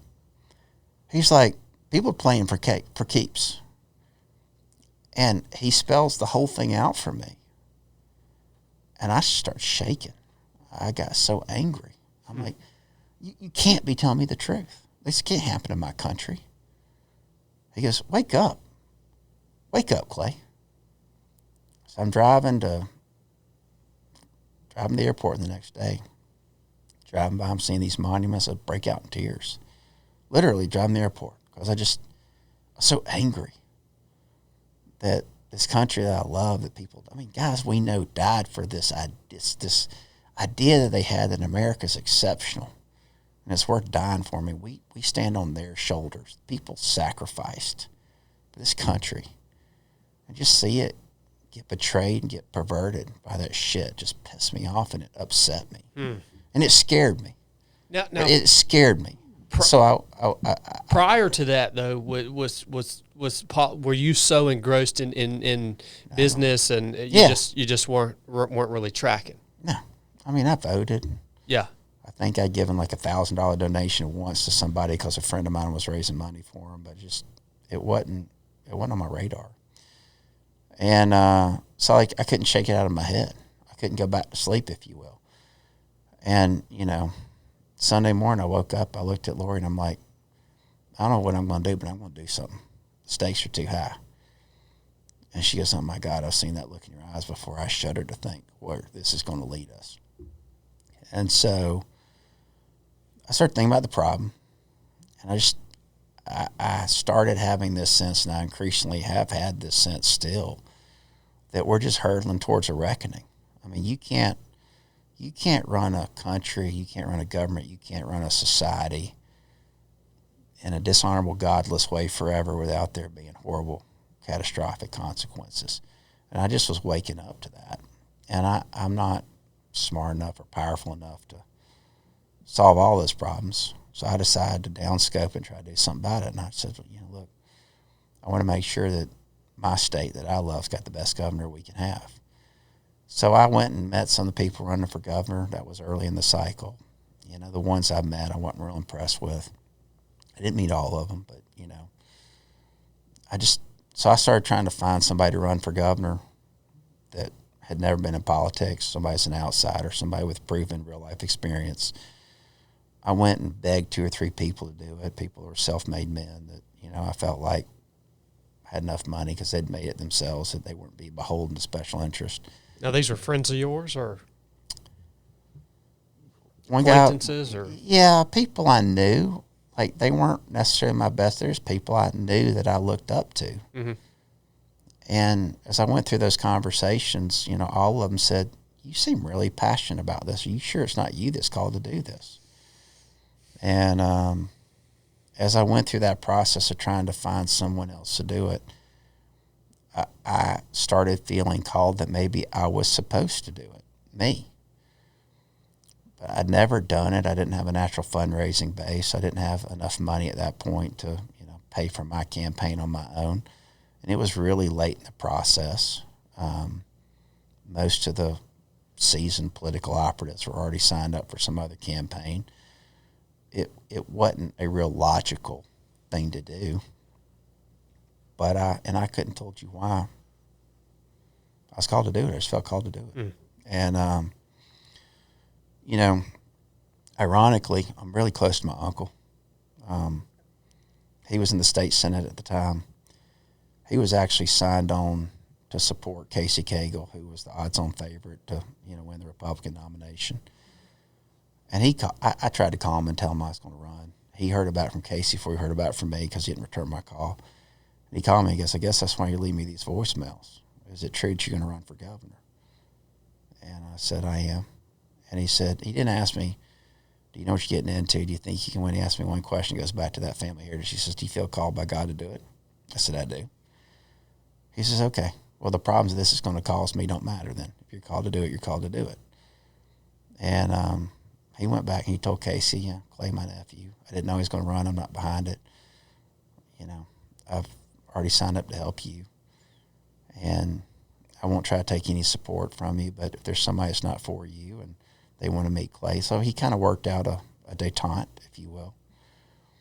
And as I went through that primary, the Republican primary, I thought I understood what corruption was. I thought I understood. Like, if you think it's like dog crap. You and I both know dog crap smells bad. But when you get it on your shoes and you track it in the house, you're like, oh my God, what is that? Like, it has this like slap you in the face effect. Repugnant. Yeah. Repugnant. And like, we all know the system is horrible and we know there's corruption, but you don't understand. Oh man. You lack the imagination until you start seeing it firsthand. And as that legislative season happened, or I guess our primary was in May,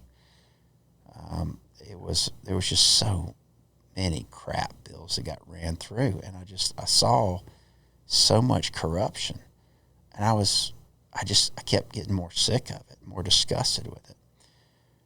And then, if you said what was your seminal accomplishment in politics, it wasn't me winning, and I don't think I was in that race to be governor. Clearly, I wasn't, because I'm not governor. But the same uncle who was Casey Cagle's friend, he basically sponsored a bill. It was a school charter bill. And then when it got voted on, he was, I think, the only vote against the bill that he sponsored. The only voter, one of two. So he sponsored the bill, yet he voted against his own bill. And it was like unanimous. If I'm not completely right, I'm close to being right. And I heard about that from someone else, and I called him and I said, what's going on? And he goes, you need to come up here and have a drink with me. We need to talk about this man to man, eye to eye. And to cut this a too long story short, basically there was this bill that he and Cagle had worked together. Cagle was lieutenant governor, to shoot down several times because they felt like it was bad legislation. And he had sponsored a bill to do this thing that they had been aligned on for like 2 or 3 sessions in a row. But this big super PAC came to Cagle and said, if you get this bill done this way, we're going to put a bunch of money in your super PAC. But if you don't, we'll put a bunch of money in one of your competitors' super PAC. And so the lieutenant governor, who again was going to be governor, he had all the money, he was way up in the polls, he basically said to my uncle, this is the way this bill's got to go. And my uncle basically, threatened to resign. Or he's like, oh, no, you don't need to resign, don't worry about it. And then they dropped an amendment to it at the last minute, and the lieutenant governor rammed it through. It was corruption. I mean, it was the worst that people think about politics. So I go up and I meet with my uncle, and he basically said, this is what happened. He's like, you're right all along. It's just shady. It's just shady politics at its worst. I said, what are you going to do about it? He goes, what is there to do about it? I'm like, well, you could ask him why he did it and tape it. He goes, oh my God, that sounds so underhanded and so awful. I'm like, you're damn right it's awful. I'm like, but that's what it takes to stop one of these guys. Yeah, yeah. I'm like, because if you don't bring sunlight, you don't bring transparency, nothing's ever going to change. He goes, well, I don't know if I'm comfortable doing that. And I'm like, I don't blame you for not being comfortable, but you asked me the question, what is there to be done about it? And like, because, I've had different trainings and stuff like that. I knew how to do these sorts of things. And I said, well, look, either I'm supposed to win or I'm supposed to lose. Either way, I want to do something about it after I'm not a candidate. I don't want to ever be accused of trying to use this information to my benefit. But I'm like, for whatever it's worth, I'm going to do something about this. So the primary happens. I lose. And the lieutenant governor calls me and says, I want you to endorse me. And I go meet with him. And a point of contention between Lori and I is we put a few $100,000 of our own money into the race. She was convinced I wasn't going to win. One of the 1,000 times in my marriage that I was wrong and she was right. So, and that's a big investment too. Oh my God, it was a ton of money at the time for us, especially. Pull that mic up a little closer. So he basically said, look, I know you put a lot of your own money into the race. If you endorse me, I'll get you your money back. I'll get a bunch of my donors to give you your money back. I said, well, my reputation's the most prized thing I have besides my family and my faith. I said, I ran because I think this type of politics is the enemy, is the problem. So if I were to endorse you, I got to know a few things. I want to tell you about things I've heard you did. I want to ask you why you did them, because if I give you my endorsement, that's giving you my reputation. And I taped the whole damn thing. He didn't know I was taping it. I absolutely went in there with intent to do it. It was a purposeful thing. And I knew that he'd brag about it because I knew he's so successful at that. He'd gotten away with that stuff that I knew that he'd brag about it. And so I secretly taped him. And then I went to the press and I shipped him because I wanted to basically drive that type of politics as far out of politics as I could. That was my own personal battle space. And I lost so many friends over that. I mean, so many people thought, I can't believe you. People that really knew me said that was one of the most authentic things I'd ever done, that when I declare war, I go to win by any means necessary. Yeah. And if it's an evil enemy, the more resolute I will be. And so it cost me a lot of quote-unquote friends. There were things that happened to my family during that period of time that still leave a mark on my kids today. And people said it would never work. People basically, my son later came to me and said, Dad, if the lieutenant governor had become governor, would we have had to leave the state? I'm like, well, he didn't become governor. He said, Dad, you're not answering. My kid was like 9 years old at the time. He said, Dad, you're not answering the question. I want to know if we'd had to leave the state if lieutenant governor had won. I said, I don't know, bud. It wouldn't have been good for our family. He says, I'm so proud of you for what you did. That took a lot of courage. Please don't ever do anything like that again.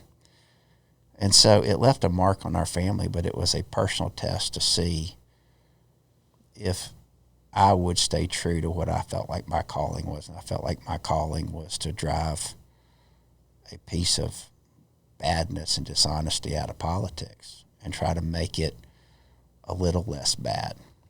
And I feel like that was the reason I was called into that thing. Kemp didn't know what I was going to do. I never told him until after it happened. I even told him, I said, you're probably not going to want my endorsement because it's something I'm about to do that's going to affect this race. It'll help you, but that's not why I'm doing it. And I felt like that I found my purpose in all that. I mean, it shaped who is our governor today. I felt like it kept a person that had lost his moral way from getting power that would have been misused for ill. I lost a lot of friends over it, but I felt like in hindsight, they didn't know me. If they had an issue with me basically doing what it took to drive someone that lost his way away from power, they never understood what I was about in the first place. And honestly, like, you know, on the heels of that, I just had always assumed if I lost, I'd go back and work for the same big tech company I'd been at for all those years. I was always one of the top performers, always turned in great results. And I'd always dreamed about being an entrepreneur, but I never had the balls to do it because I got paid too much money. I mean, you get paid a lot of money by some big company. You dream about doing your own thing, but it's hard to turn down sure money. But you'd be shocked when people figure out you're a God-gun guy and you go to war with establishment people over shady stuff. It's amazing how less cool you are to the establishment after that. Yeah. And so I had a lot of doors closed in my face that had always been open. I had a lot of allies that turned their back on me. And I mean, honestly, I had to become an entrepreneur because I didn't have an opportunity really to go back to big tech like I'd been in. But again, it's another example in my life of a door being closed because I need to be shown the window I was supposed to go through. You know, it's interesting to me, Clay, that there are people out there who expect you to be loyal to dishonesty. Yeah, you can't do it. I mean, you can. That's what most people do. But you got to decide what the enemy is. And the enemy is evil, wherever you find it. I mean, how is the expectation for you to be loyal to dishonesty? And people who do go that route, because I assume the only reason they go that route is for their own personal gain. Yeah, sure. I just can't fathom how you sleep at night. Like, I can't fathom it, man. Yeah. Again, I mean, the blessing I got, again, I went to my uncle. And before I dropped the tape to the press, I went to him and I said, I'm about to do this. You need to know this. And it cost him too, by the way. It cost him a lot of friends in the state legislature. And I said, if I do this, it might cost you. I said, all I got to do is turn my back on the evil I'm seeing and endorse them, and I'll get these hundreds of thousands of dollars back. And I had a conversation with Lori about it. And, when I came back from that meeting, she says, well, how'd it go? And I said, well, it's interesting. I can get our money back. All I got to do is endorse this guy. I said, but I also made a tape of him bragging about arguably breaking election law. How did you record that, by the way? I wore a sports coat. I turned my iPhone on. I put it in my pocket, and I basically said, I've been told you did X and Y and Z. I'm sure if it's true, you had good reasons for it. What would your reasons be?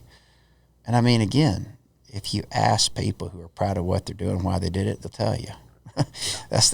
People make this stuff a whole lot more complicated than what it is. I mean, if you ever learn how to do, source operations, all you got to do is figure out what motivates people. You got to figure out where people's true north is. And when you ask them about it, if you have assessed their character and their motivations correctly, they'll usually tell you. And so it was not that hard. It was very simple and straightforward to do. So I came back and I told Lori, door one is we get all of our money back. Door two is we go to war with some really powerful people. And she says, what are you going to do? And I said, well, you're my partner. What are you going to do? And she says, honey, a big part of me says take the money and run as far away from politics as you can, because you're a good person, and I've always thought politics is a complete shithole, and you had no business being in it in the first place. And part of me just wants to cut our losses, get as financially whole as we could be, and run as far away from this mess as we can possibly get. She said, but I know you, and I've seen this look in your eyes before, and you feel like that you have been called to take on a righteous fight. And she says, so why don't you tell me what hell our family's about to go through and what you're going to do? I said, I'm going to take the guy down. He says, I don't think you can do it. I said, I know you don't. Nobody thinks it's possible. And I said, that's a reason enough to do it. If no one has any hope or expectation that you can hold someone accountable or you can have an honest politician, then we're screwed. I'm like, among all the other reasons, that no one believes it can be different and better is enough of a reason to try, because I just won't accept that. And, we took that fight on, and it turned out all right, I guess. And, but it was one of the hardest things that I've ever done, or that our family's ever done, from a personal toll. Yeah. So, why does it cost so much money to run for governor, to run for whatever? I mean, Congress.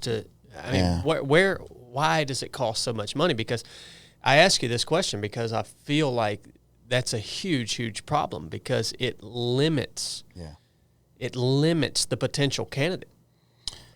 It's a great question. I've thought a little bit about it. I'm going to say all kinds of self-contradict. I'm going to say a lot of things contradict one another. Before Trump, and there were some notable exceptions before Trump, but he He sort of broke the mold and made a new way. But whether you love him or hate him, he changed politics. Before him, there were these caricatures. There was a brand that each party put forward. And what the consultants existed to do was explain the brand to candidates and fit the candidate to within the brand. You know, like I was supposed to say Navy SEAL, businessman, you know, God, guns, free markets. Like, you're taught what to say because they're like, this is the brand, this is the set of beliefs that wins. And so what you're doing is everyone's got the same playbook, right? Like whether you're Democrat or Republican, there's a certain way. And the consultants are like, well, you've got to out this than the other guys, right? You've got to say these things better and different. And so it's an arms race, right? Like there's very little authenticity. Who are these consultants? Oh, they're all of them. All of them. I mean, it's just, and we can get into how that works, but basically these consultants get paid to win. Or, by the way, that's actually not true.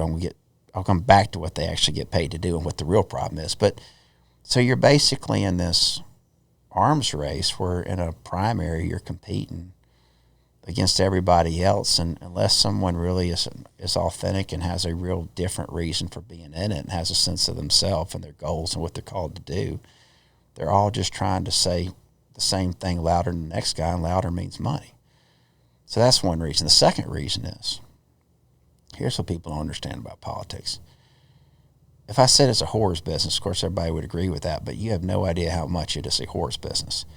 Your fundraisers, they make 5 or 10 cents on every dollar they raise.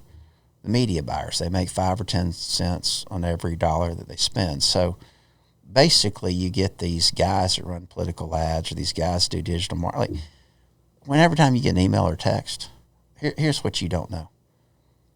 And I asked somebody to break it down for me once. If every dollar that gets raised by text or email, something like 10 cents or less goes to the candidate.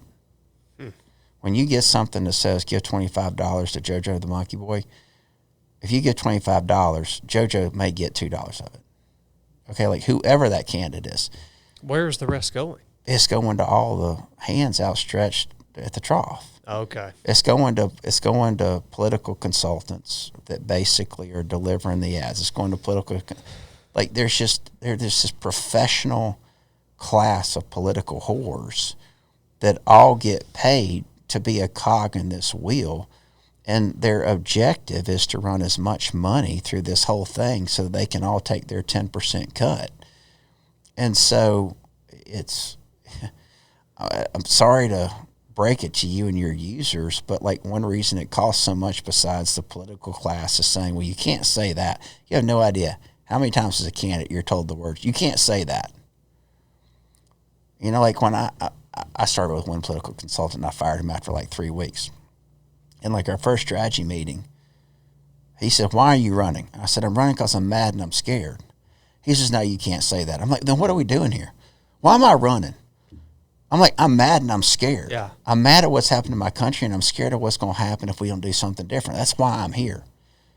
He said, well, you're not supposed to say that. I'm like, I don't care what I'm supposed to say. It's why I'm doing this. And so you're told, here's what you have to say and here's what you can't say by all these political consultants. And the political consultants all want to make a 5 or 10% cut. So it just ends up being this manufactured money machine where everybody's trying to take their cut of the flow. That's the honest to God's truth. And again, you can hate Donald Trump. 2 of the most impactful political figures today are Bernie Sanders and Donald Trump. Now, they believe vastly similar things, but there's a reason they both cut through the noise, because they're both for something, and what they're for wasn't cool with the establishment. Yeah. And they accomplished more for their respective teams with less buy-in from their establishments and less money spent. The reason that their social media and all these things cut through the noise is it was different. People know something different and authentic when they hear it. And honestly, I think a lot of times people don't even care if they disagree with you. They just want to know it's real. Yeah, yeah. Like, and I mean, I'd much rather have a friend that I disagree with. I mean, you ask my partners in business. I mean, if we go into a meeting, we're all agreeing with one another, that's a bad meeting. I want to know where people stand. I want to know what they're really for. And I want them to be against some things I'm for and for some things I'm against, and be fact-driven and rational with their arguments, so that makes me better. Steel sharpens steel. And so when America hears something that's different, it knows it. But there's not a lot of that. No, there's not a lot of that. And it just seems like such a conglomerate that I can't even wrap my mind around it. Like, well, I mean, it's just, look, you probably saw it in the military. I mean, I don't remember if it was Eisenhower or Kennedy talked about the military-industrial complex. I mean, humans have a genius for monetizing something. Yeah. Whether it's politics or war or religion. I mean, these are all different flavors of the same thing. You know, these generals and admirals that basically get their 3rd or 4th star by doing what the guys at Lockheed Martin want. They go to work over at Lockheed Martin afterwards. And, you know, I mean, how about all these people that got paid millions of dollars to write the papers talking about how vaunted the Russian war machine was prior to the war against Ukraine? I mean, millions of dollars were spent basically painting the picture of how much money we need to spend with these 5 or 6 military massive conglomerates, because it's good for business if they're talking about Russia and China being this or that. Same thing with religion. I mean, we see these televangelists, you know, they're doing prosperity preaching, all these other things. And like, whatever these things are we hold as being a higher purpose, whether it's politics or religion or service to one's country in the military. I mean, these wars have come along. They figured out how to pervert it, monetize it. Yeah. Just like Christ did when he drove the money changers out of the temple. Yeah. I mean, you know, that is forgotten. That, you know, one of the only times we saw anger was when he basically went in the temple and he saw these people that turned the house of the Lord into a den of thieves. Yeah. And that's declaring war on the thieves in the middle of a seemingly noble thing. That's a righteous fight, you know? It seems so, it just seems so complex and so big. And I mean, the question I've asked myself many times is like, can this be fixed? Because even you're talking about it on the state level. Yeah. And if it's like that on the state level, I mean, I can't even wrap my mind around it on the state level. What's it like on the federal level where it's so much bigger? And can it be fixed? Can we turn things around, or does this government, this conglomerate, this bureaucracy that has been created, does it eventually have to fail or be torn down to the very foundations and rebuilt, or can it be fixed? Because that's the question everybody has. Yeah. There's all sorts of places I could go with this one. I've thought about it a lot. I have too. Well, I'll tell you something that I became a believer in that's different than what some people think. In some ways, I think state politics are more corrupt and more unchecked and less transparent than federal politics. Really? Well, think about it. At the federal level, you know, if you're at the FBI or the SEC, in theory, the lawyers went to Harvard and Yale. You know, like, let's say that I'm some county commissioner or some legislator, you know, from some tiny-ass county in South Alabama or, you know, middle Georgia or whatever. It's an asymmetric fight. It's so easy to steal $2 or $3 or $4 million because, you know, some road gets run through a farm and, you know, you bought up the lots around it. Like, it's so easy it's so easy to cheat and steal $2, $3, $4, $10 million in Nowheresville, because who's going to catch you? Yeah. Like, you know, you don't have lawyers that went to the best school, and you don't have FBI agents that descend with all their wiretaps and stuff. It's just So in some ways, it's easier to steal a little bit of money in a down market than it is to steal a lot of money, which is not to say that federal politics aren't crooked.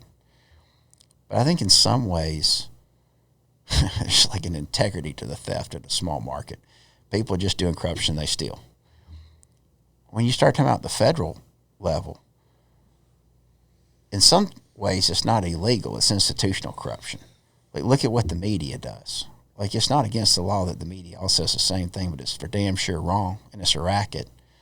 You know, and I mean, if you look at all these massive corporations, you know, that have infiltrated these federal government agencies, it's not exactly against the law, but it ought to be, because it's just corrupt as hell. There's so many special interests.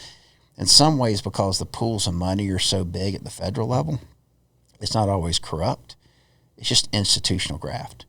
People have figured out how to hire the right lawyers and hire the right lobbyists and give, you know, hang out their job offers, you know, offers to these 30-year bureaucrats or these admirals and these generals.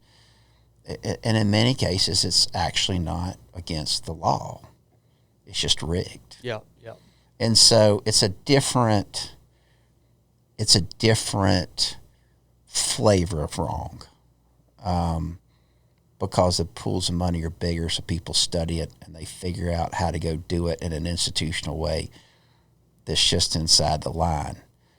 And kind of now back to, I mean, this is where I get into all my nerdy, you know, I read too many books along the way stuff. As I've gone through my life, I become more of a Jeffersonian sort of guy. I mean, you know, two of these thought leaders in America at the very beginning were Hamilton and Jefferson. And Hamilton believed in a strong federal government. Hamilton believed in, you know, a federal bank, and he believed in national power, and he wanted us to have a military and all these other things. Jefferson, who was a wealthy man, he'd been around enough power and wealth. Jefferson's philosophy was, you show me a big pool of money, and I'll show you some big power sources going to line up to aggregate it and hold on to it and try to keep people away from it. And as I've, you know, gone through my business career and gone through my adult life, there are certain things to be said for big pools of power, because sometimes you need to go win a war or build an interstate. But you show me a big pool of money, you show me a big pool of power, and I've increasingly become cynical and scared of it, because there's no pool of money that people aren't going to try to steal. Yeah. There's no amount of power that somebody's not going to try to take for themselves. And so I've become far more Jeffersonian in that way, and I think that's the two sides of America's. We're always going to have these competing natures. One is we want to move these big rocks and do things as a country, and, you know, we won the Second World War and all this other stuff, and we built the interstate system, and all that's beautiful. But there needs to be correction. And I think right now that's what we're seeing. America is going through a period of correction. I think people see how rigged the system's become. I mean, they see that, you know, the people I despise the most are probably not the Democrats. It's the damn corporate Republicans that basically say they're for free markets, and it's corporate welfare. You know, I mean, in a way, I have more contempt for that, because those are supposed to be on my team. That, like, I'm a capitalist. I'm a free market guy. So when you use establishment to create these barriers to competition and to aggregate power, you're kind of betraying what's good about America from within. And I think that's what's going on right now with the Bernie Sanders and the Donald Trumps, is we were due for a correction. So I guess to your point, I think America's always going to go through this pendulum. We're going to basically go through periods where we want to do collective action, and people are going to take advantage of it, and then it swings back the other way. I mean, look at the masks. Look at the vaccines. I mean, you know, like, it was just an article of faith that you were a horrible person if you didn't get the vaccine, you didn't wear a mask, and if you want your kids in school, or if you want your company to go back to work. I mean, I had people call me screaming at me that I needed to call Brian Kemp and tell him to leave the economy closed. And all, like, just people, smart people, educated people, just the way that we lost our damn mind in 2020. And you get 4 years away from it, and some of those people were well-intentioned. Some of them were just shady as hell. But just, we had this pendulum swing towards control. And everybody needs to do what they're told to do. And the message and the power needs to come from the top and cascade down. And every time I see that, I get scared. I mean, look at the Patriot Act. It passed 98-2. You don't think there's abuse of all this going on with having our phones and our information, all this personal information? Anytime I see a big source of power now get its way, especially when there's not a vigorous debate where it's a 98-2, that scares the hell out of me. Yeah.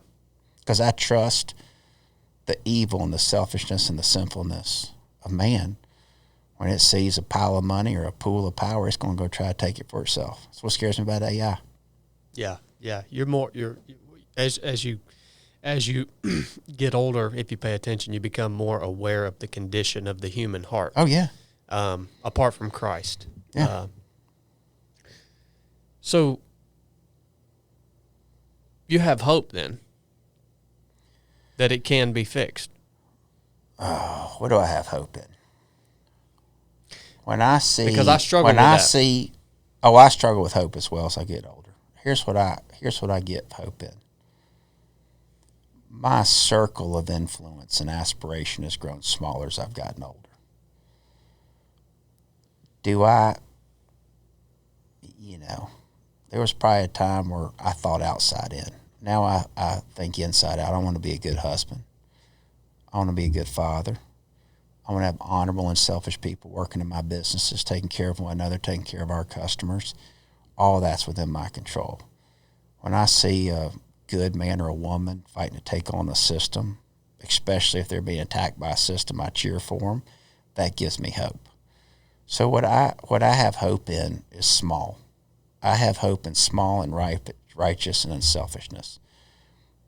What gives me hope is when I see small individuals or small groups of people swimming upstream trying to do what's right, being attacked by a bunch of other people in the system. That gives me hope. When I see my kids standing up for somebody in school or fighting for what they thought is right or calling somebody else out when they're doing something stupid. Like when I see these individual everyday acts, that's what gives me hope. Yeah. And again, that sounds really basic, but as I've gotten older, I can't control all those things. God's in control of everything. And sometimes I think he's let the reins go and just let it ride and see where this horse takes itself over a cliff like you saw in the Old Testament with the nation of Israel. I can't control all that. What I can control is my business, what I do, my actions, my friends, my honor. And that's why I take hope. Yeah, yeah. No, I love that, Clay. And it has been an interesting few years since 2020. And you do, I think you see more of what you're talking about than I've seen in my lifetime personally of groups of people kind of opening their eyes and choosing to think for themselves and kind of go against the current. That's right. Man, there is some hope in that. There is. There is some hope in seeing that. I mean, if you look at the internet, we got to be careful not to fly down to outer space getting philosophical. In some ways, I feel like the internet is a mirror. It reflects the best and worst of humanity. Yeah. And when I see the crap that's on social media, and I see people that the way they make their living is, just trying to get clicks, that's humanity without virtue. But it also enables people to get information, allows people to not trust what they're told by mainstream media. It allows small groups of like-minded individuals to connect and find one another and say, that's right, I agree. It enables coalitions of the willing to grow up in little pockets. And so it's a super interesting time we're living in. It is, man. It's changed so much, It's powerful. I was so interested in the governor race and what that looks like and why you were drawn to that, because I personally believe that our country could potentially be restored to the constitutional republic that we are. Yeah. But that's going to happen state by state. It's going to bubble up. Yeah, and I have even in the past considered one day in the future running for governor also, because I love my state. I'm loyal to my state. I'm old school, man. I'm more loyal to my state than I am to the federal government or the nation. My state is my state. That's why I came back here. Yeah. But it just seems like such a conglomerate. But I just feel like that is where the change is going to have to happen.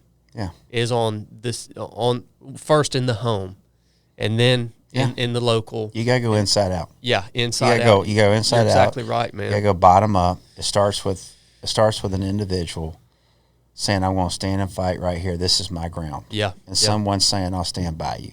Yep. I mean, that's where it starts. Yep. And you have to be unflinching.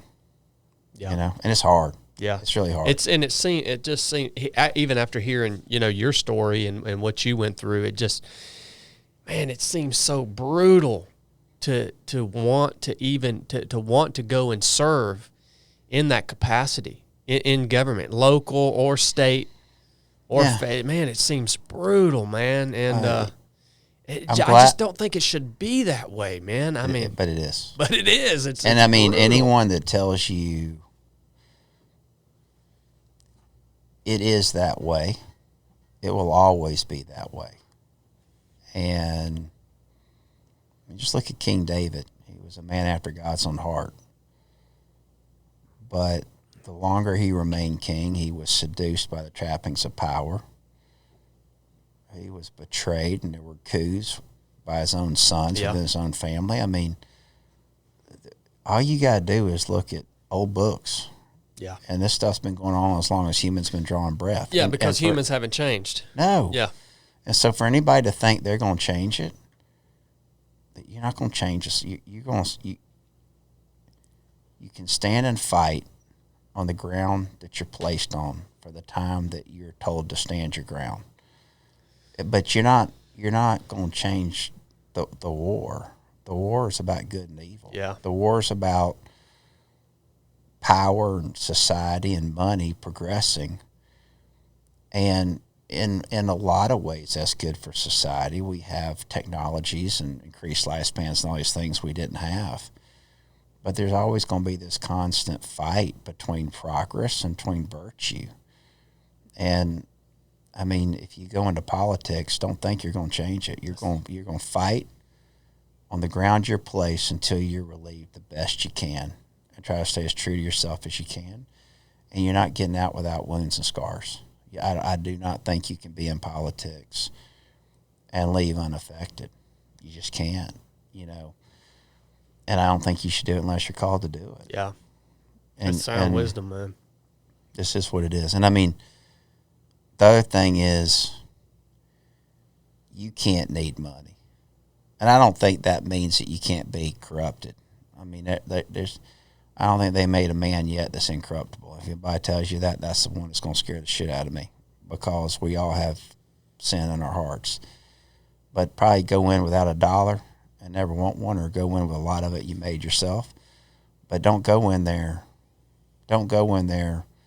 needing financial security. And I mean, the corruption comes in all different flavors. There's people that go in there and they're really talented. They've got the best of intentions. And the lie that they and the evil one tells themselves is, well, I'm entitled to this because I have these talents that I'm called to give the people, and I'm giving the people my talents. And if I'd gone to work in business, my family could have had X and Y and Z. And why should my family suffer because of my service?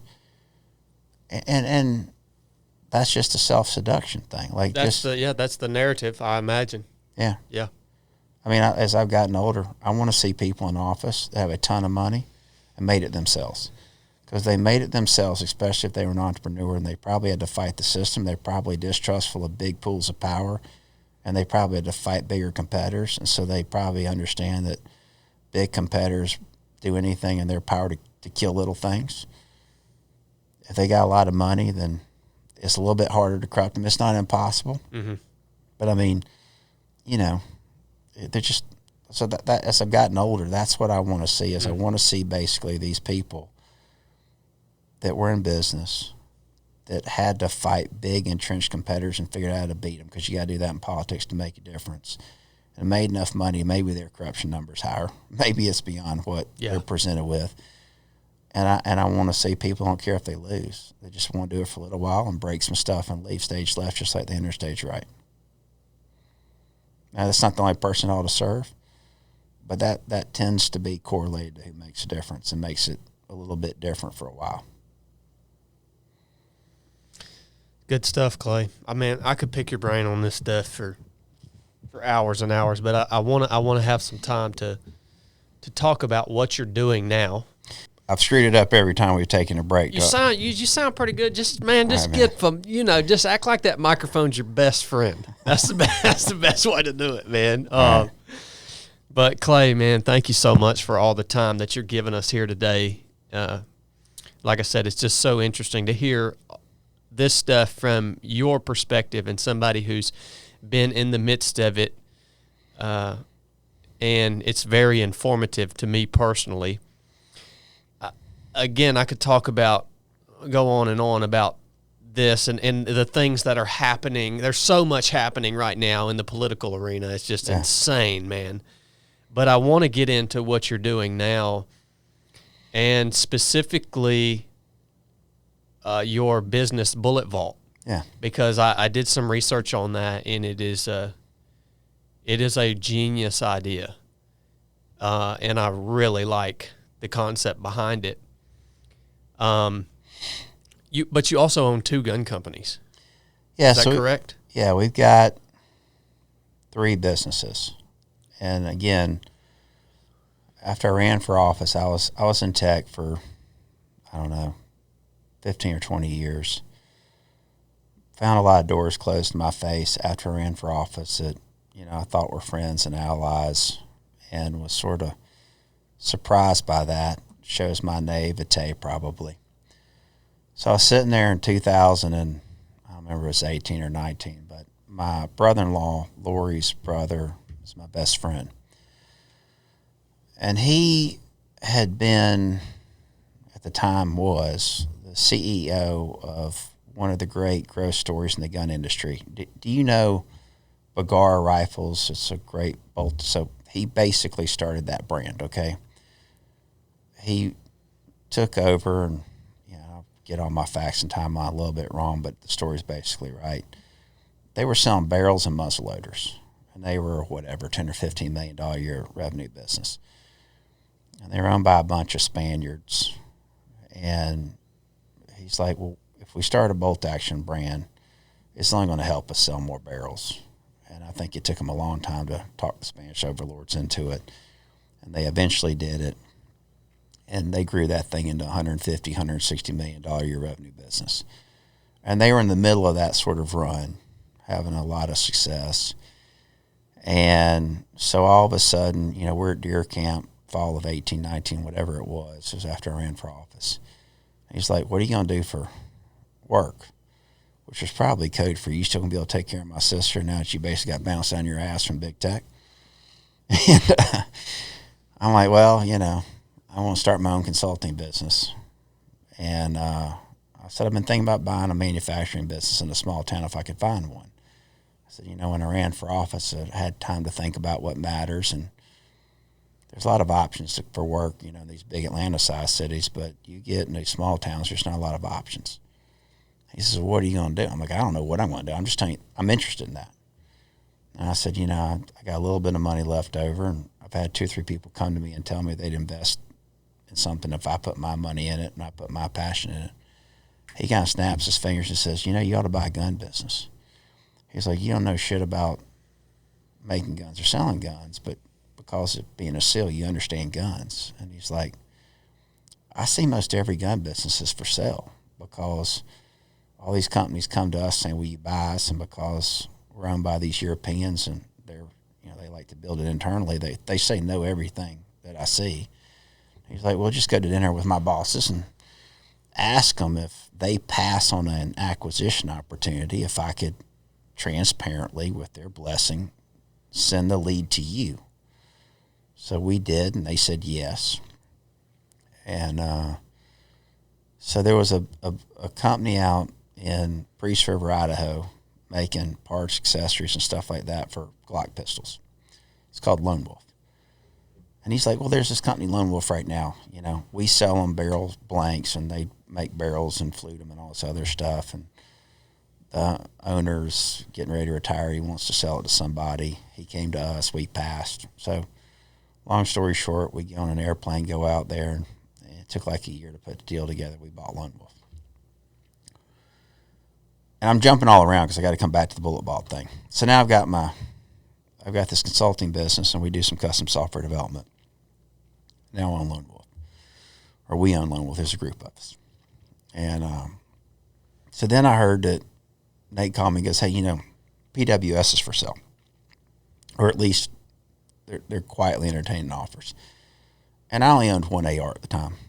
I don't know if you're familiar with PWS or not, but it's basically long stroke gas piston ARs. Yeah. Hyper reliable, you know, especially if you're shooting shorter barrels and suppressed because of the long stroke piston. Yeah, it'll also keep your face a lot cleaner. Oh, right. If you're shooting suppressed. That's it. So I had one of their ARs. It's a great AR. And I met with the owners, and they were looking for some capital, and we put a very creative deal together. So, you know, whammo, we own 2 gun companies. And now I'm jumping backwards in the story, because that all transpired over the first 6 or 12 months once we closed the Lone Wolf deal. And the first, I want to say Wednesday, I think we closed on a Friday. And like the next Wednesday, my CFO called me and goes, I got bad news. We're going to get cut off from credit card processing. That look you just did was the same look I did. Like, what the hell are you talking about? So I'm like, wait a second. Isn't that real bad? Well, that's bad, but it's not surprising. Well, because I cannot imagine what comes against you as an owner of a gun company. That's it. So it would have been a headshot, because we don't have stores. Like, literally, it's online sales. That's it, man. Yeah. I'm thinking, man, I'm 48, 72 hours into this, and I'm about to go out of business already and lose my ass. And I said, why? He says, well, it turns out the credit card processor, and here's where I'll get into some nerdy stuff for your listeners. Whenever you go to a cash register or give someone your credit card and you swipe it, it doesn't matter what it says on that piece of plastic. It can say Visa, it can say Amex, it can say MasterCard. Those are all fronts, basically. All of those transactions run through 3 or 4 big systems, and they're called rails. Okay? It's an oligopoly. And basically how a transaction works in the American economy is when you swipe your credit card, it goes to one of these rails, and the rail calls your bank and says, Clay just swiped for $3 at Starbucks for a black large cup of coffee. Can someone vouch that he's got $3 in an account somewhere? And there's a little check against the bank account. And the bank account goes, yeah, he's got $3. And all of a sudden, and this all happens obviously in an instant, whammo, you swipe it and $3 goes out of one account to someone else's account. And for that, the rails take 3%. So every time you swipe $1, 3 pennies goes to somebody. Why does it cost 3%? It costs 3% because it's a monopoly. There's 3 or 4 of these systems, and all the transactions run through them, so they take the 3% tax. Might be a little bit more, might be a little bit less, but generally speaking, it's 3%. So that's how the U.S. economy works. Trillions of dollars are flying through this thing. Yeah. Now, Obama, let's give that man credit. That's an evil genius. He and his guys, they studied bureaucracy, and they figured out how to change America. Yeah, they're still working on it. Absolutely. Yeah. And they thought about the problem set very deeply. We could go into all the things that they did to remake America, but one of them was they did this thing in, I think it's 2010, called Operation Choke Point. Because these rails are backed by a handful of these big banks. You know, you got your Bank of America, you got your Citigroup. You know, there's this handful of these banks. There's 5 or 7 banks. There's 3 or 4 rails. And every time someone buys something in America and the world, it's basically clearing through these systems. So they went to these banks and they basically said, well, listen, here's the thing. We want less of some things. We want less private prisons. We want less guns. We want less oil and gas. We want less whatevers. And, I mean, I had one of the top officials at one of these banks tell me this, because a lot of these people, these banks are woke, but some of them aren't woke. Some of them are just capitalists and they work for shareholders. And so they were sitting there in like 2010 or whatever, and these regulators called them and said, listen, here's the deal. Tomorrow you're going to quit doing business with companies in these XYZ industry segments, and you're just going to tell them they're done. You're not going to explain why.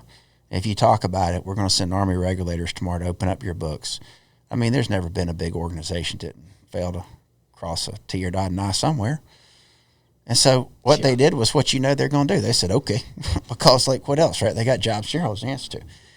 So that was Operation Choke Point, and that was like in 2010. Well, this thing, as the left tried unsuccessfully to do gun control through Congress, they sought other ways. And one of the ways that they've sought to do this is basically getting these financial service providers like banks, insurance companies, etc., to not do business or make it expensive for gun companies to exist.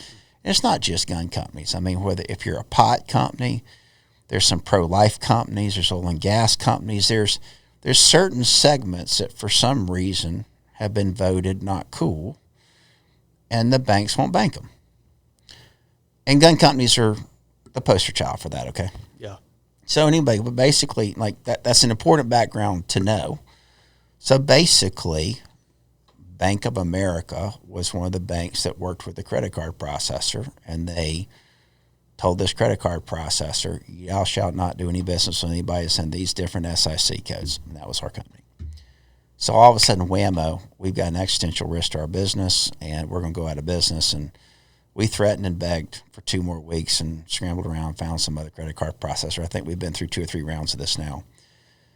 So again, you know, the words that you've heard me use several times today, it scared me and it pissed me off. You know, when I see these injustices, it just, somebody's got to take it on. So I thought that's bullshit. You ought not to be able to do that in America.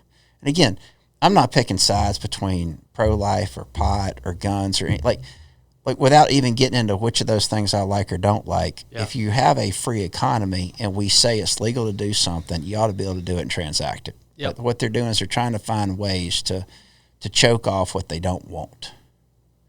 And I don't like that. I don't think it's right. So I thought, well, there's got to be how do I take this on? There's got to be a money-making opportunity. So I spent like a year or 2 trying to do a gun bank. And I realized banking's a hard business and it's highly regulated. And I realized after a while, and we spent some money trying to figure out how to do that, I realized that doesn't really solve the problem. The problem, the choke point, if you will, is the transaction. That's where, you know, that's where they can control the world, is at the cash register. Yeah. And so I started thinking about it at a really fundamental level. How can you have transactions that aren't captive to these rails and aren't captive to these banks? So you really got to think about how money works. And how money's evolved is, it used to be people traded shekels or traded shells or traded bullets or traded knives or whatever. And, you know, the way money evolved, the reason we call it the British pound is it was a pound of something. And then they basically had paper that says behind this is a pound of metal, whether that's silver, gold, or whatever. And us running the world's economy on paper is a recently new historical thing. We've been doing it this way since 1971. Nixon said, well, you know, we don't need to have gold backing every dollar. Just say in America we trust. So what your dollar's backed by is all these idiots in Washington, D.C. with all their corruption and ineptness. That's what's backing the system. That's what's behind your greenback. And so I really started thinking about it at a really fundamental level. How could it be different? And what I realized is, you know, it might be we could return back to how it's supposed to be, that when people do a transaction, there's something real behind it. And there's different things that people have an affinity for, whether it's stamps or bottles of wine or bullets or whatever. And you and I both know that we know a lot of Americans that they store bullets because they think that if the world goes to hell, it might be the only thing worth something. It's good currency, yeah. But here's the thing, and in theory, bullets in the apocalypse scenario. Yeah, and we'll go back to that in a minute. So, and I'll kind of come back to why we think this works and why we think it makes sense. So, what we thought about was, could we basically have an app called Bullet Vault, where, and it's on the blockchain, but it's actually not a cryptocurrency. Now, it has a lot of the advantages and disaggregation of freedom of a crypto, but we'd like to think that it's got some advantages, because one of the downsides of crypto is, with crypto, the good news is, and the positives are, it's disaggregated. The overlords don't have as much control over it. The downside is you're also trusting that somebody's basically making it all work in an honest way, and occasionally have some asshole like Sam Bankman-Fried come along, and it's a Ponzi scheme. It's a kabuki, right? And so we wanted this to be real. So the way it works is basically you go into our app and you buy a bullet token, bullet reserves, what we call it. And you actually bought a bullet. You bought a 9mm, 115 grain, full metal jacket, American-made, Sammy spec bullet. I've been on the website, yeah. So when you buy that, you're not just buying a reserve or a token in our app. We're literally, there's a bullet. Everyone's got a bullet behind it. It goes in our warehouse. The price of it is the price of that bullet, the aggregate price of the, like, we got 3-4 brands. It's all, we got it down to apples, so it's one type. And we screen scrape a bunch of different retailers all over America, and we basically have a real-time peg price, gets updated several times a day or whatever. So it's 30 cents that day or whatever. And you not just own something on an app and a reference that's on the blockchain, you own a real bullet. You own a real asset, just like money used to work. And that makes sense to me, okay? All the other crap doesn't make sense to me. And it could be stamps. It could be an MRE. It's got to be something that everybody agrees what the value of it is and is consistent. If you get all nerdy and Econ 101 about it, if you look back, you say, show me the definition of money, he'll talk about something of real value that's divisible and transparent. It does all that. It makes sense because that's what money's supposed to be. Yeah. We've perverted what money is by basically having it be pieces of paper. And we're like, trust me, there's something there. And the fact of the matter is there's not. That's why we got inflation and all this other crap, is because it's fugazi. We're making this whole thing up and just inflating the hell out of it. Yeah. And so, and what you can do with your bullet reserves is you can ship it and shoot it.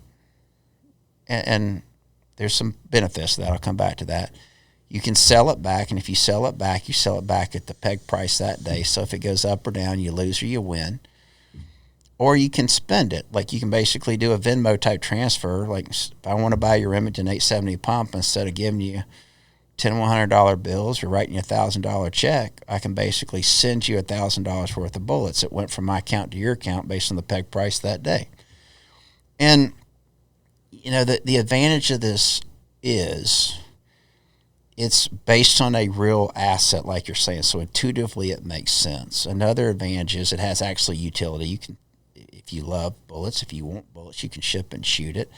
You're not bound. I mean, if you went to my gun room, you'd see all kinds of half-shot boxes of all kinds of different calibers. I don't even own all the guns that I have calibers of bullets in. Same right here, man. Yeah. Right, because if you buy it and you walk out with it, now you're stuck with it. Well, and look, I don't think that people should have all their bullets stored remotely. This, like, you know, your first X thousand ought to be in your basement, your garage. But if you want to invest in bullets as an asset, it's nice if you ever want to shoot it to have the fungibility and switchability between calibers. So even though the peg and the basic unit's the 9mm, if it's October, ship 6.5 Creedmoor to yourself. If it's July and you want to plink, send 22 caliber yourself. If it's April, send 12 gauge number 4 shot to turkey hunt yourself. Whatever. You can take your account credit and have shipped to yourself all different sorts of calibers, loads, etc. So that's an advantage because you basically have that flexibility to be in the caliber you want to have. The second thing is, if you think about bullets as an investment, I don't trust the stock market for me. if I buy a stock and it goes up, I consider myself to be lucky, and I'm educated. I can read all the same reports, but I'm never going to have as much information as the guys at BlackRock or Blackstone have. Yeah. And so the hedge fund guys are always going to beat me. If I make money, I call that luck, because they got pieces moving around the board I don't have. But I understand bullets.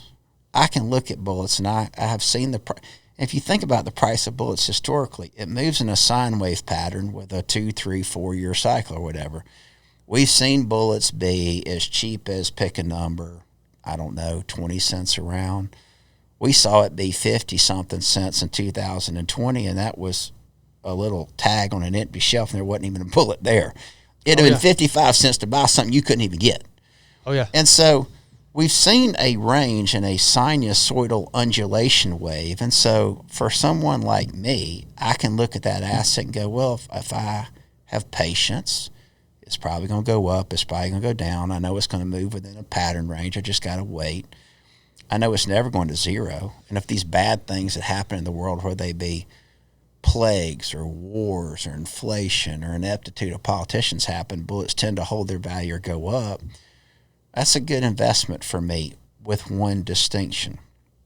It's not a good investment if you can't get liquid, because you may have 200,000 bullets or 20,000 bullets or 2,000 bullets in your garage, and you might have bought at 20 cents, and you might could sell them at 40, but it ain't worth 40 cents unless you can sell them. It's not worth crap. You got to find a buyer, yeah. So that's what this does. Is it basically, if you feel like you understand where the price of bullets are, you're buying an asset, a real asset that has a token on the blockchain, where then if you see the price be at a different point, or you lose your job, or your car breaks down and you want to get liquid on some of it, you put it up for sale and you sell it, or you can send it to someone else. And so it creates true liquidity, and it unlocks the potential of that asset as an investment, alternative investment. Do I think that people ought to have all their savings or their checking or their stocks and bullets? No, I don't. But I understand, like, it is an asset that I understand better than I understand some other assets. It is an asset that I take joy in using, that I can protect and provide for my family with. It's an asset that I'm comfortable owning more of as opposed to less, assuming that I could sell and get liquid if I needed to. And it provides all of that as options. The other reason, and look, I'm doing this for a lot of reasons. I hope I am successful and create some wealth off of it. So don't think that I'm all altruistic. But this needs to happen. The economy needs for there to be real assets underpinning our financial system. But if you believe in freedom, I'm one of these guys that thinks they did the First Amendment followed by the Second Amendment for a reason. I trust that politicians and power sources will aggregate power and squeeze us in, as long as we let them. I think that a functional democracy and economy needs individual liberty, and I don't think you can have individual liberty without 2A rights. And so I am the personal belief that the Second Amendment is foundational to our freedom, and I think that 2A freedom requires the ability for gun manufacturers and gun buyers to transact with one another. And I see these banks and these transaction systems trying to choke that off, or trying to create transaction codes where they can identify what's a gun or a bullet purchase. I see that as an attack on freedom. Yeah. And forget that I'm a gun guy. I have other liberty. And I'll tell you, when we did the market research, you'd be shocked. It's not just right-wing gun nuts like me and you that want this. Bank deposits per capita, I am told, are at like a 91-year low. People understand that the system is fragile and it's brittle, because people are in their soul are not dumb. They see this massive disconnect between things that are real and things that are valuable and what we see all around us. And when we did our market research, what we saw was off the charts. People want something like this, even if they're not gun nuts, because when you said this makes sense to me, people want to invest in something that makes sense to them. Yeah. That they understand, that they have a personal affinity for that asset class. And we think this could be, we started with bullets because there's natural synergies with the gun companies we own, and because I saw the problem that the banks and the transaction systems with the urging of the, establishment are trying to infringe upon economic freedoms. So we saw a problem that we could steer into to take advantage of it. But our aspiration is to do this with more than bullets. Our aspiration is to extend this into other asset classes, because I think it does make sense. Well, I mean, essentially what you're doing is you're going back to old school sustainable economy. Yeah. And you're just making it available on the digital platforms that are. I need a horseshoe for my horse, and you need corn.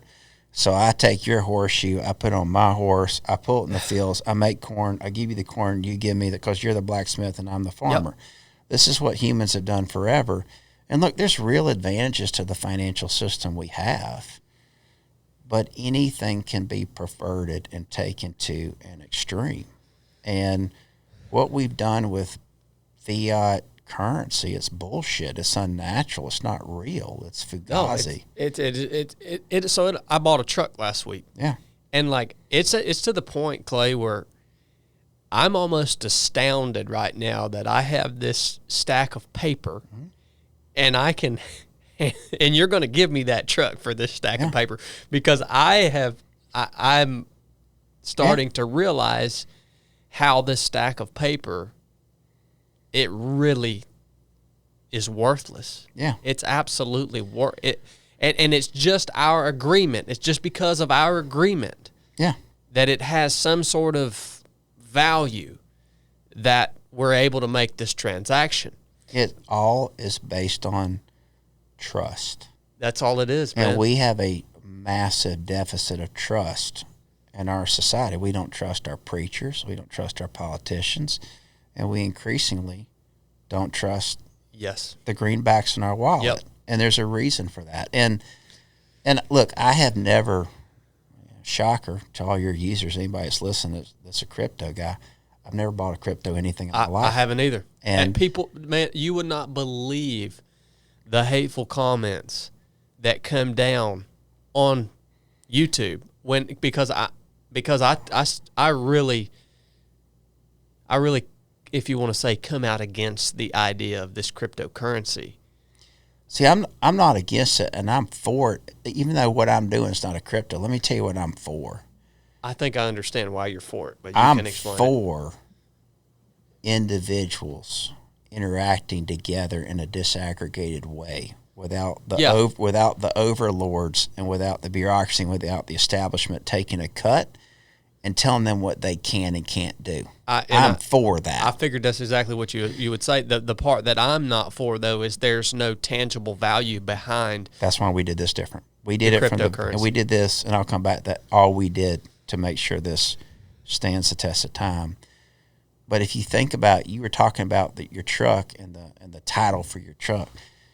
If you really think about what the blockchain is,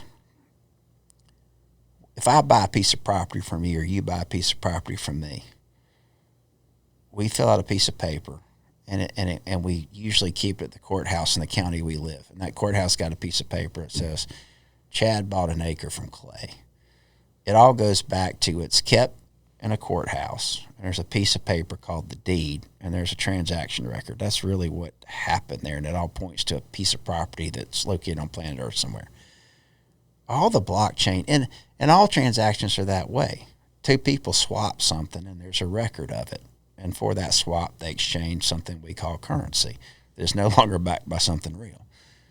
All the blockchain is it's a piece of technology where two people engage in something, and they make a record of it out there, and it's held forever in a secure way that can be transparent, but it's only transparent if they choose, those two participating people, choose to expose that transaction.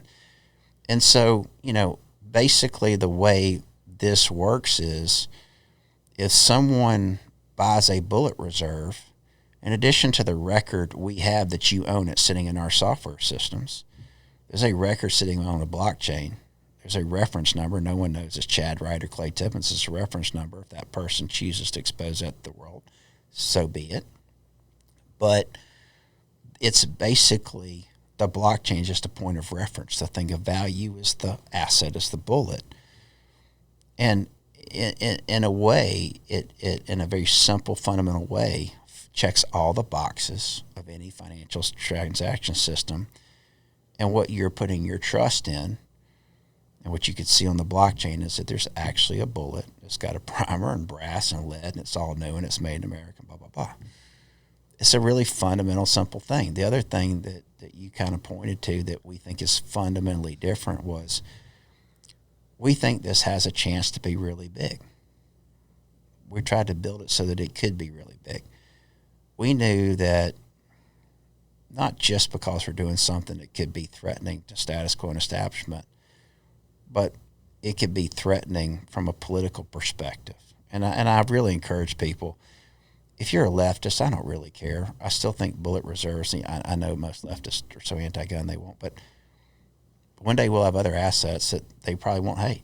But like what we're doing, we think makes fundamental sense, independent of politics, even if you're just a libertarian. But what we didn't want was from the very beginning someone to say, oh, well, it wasn't backed by something early. Or they let transactions happen that could have been money laundering or could have been between bad parties. We built this thing from the ground up, the very first transaction to stand the test of time. Basically, before you can do a bullet reserve exchange, it does background checks to make sure you're Chad Wright at certain search address and information. We want to know that you're not Pablo from the Sonora cartel basically laundering money. So it basically makes, and look, I tell people every time I do one of these interviews or podcasts, if you're out there and you're some drug dealer or money launderer, don't go do bullet reserve. Stay the hell away from me. Because what we want is we want freedom-loving people to be on this thing, and we've built in the same know your customer verification checks that any other bank and financial transactions required to do, because I never wanted regulators coming in and going, well, you're know your customer compliant now, but were you from the very beginning? I want to shut you down. So, and there's no one doing exactly what we're doing that we know of, but the people that are doing the closest things to it, it doesn't have that know your customer identity verification check. So there could be all sorts of people sometime in the life of that platform that basically were sketch, which means that platform can't scale up and stand the test of time, and it ultimately can be shut down because it can be shown to have been party to these fraudulent exchanges between unverified parties. The second thing is you got to build it on the blockchain, because if you don't build on the blockchain, you ultimately got to ride through the same transaction rails. So we may fail at this. I failed a bunch of stuff in my life. If we fail, someone's going to do what we're doing, probably the way we're doing it, because you have to build it this way from the very beginning to scale and become a system that matters and stand the test of time. And if I fail, I hope someone else takes up the reins and makes this work, because I think it's foundational to the 2A freedoms that I think are foundational to the freedom I love. And again, I want to emphasize, I got people working in my consulting business. They're liberal as hell. They don't think all the things I think, and that's great.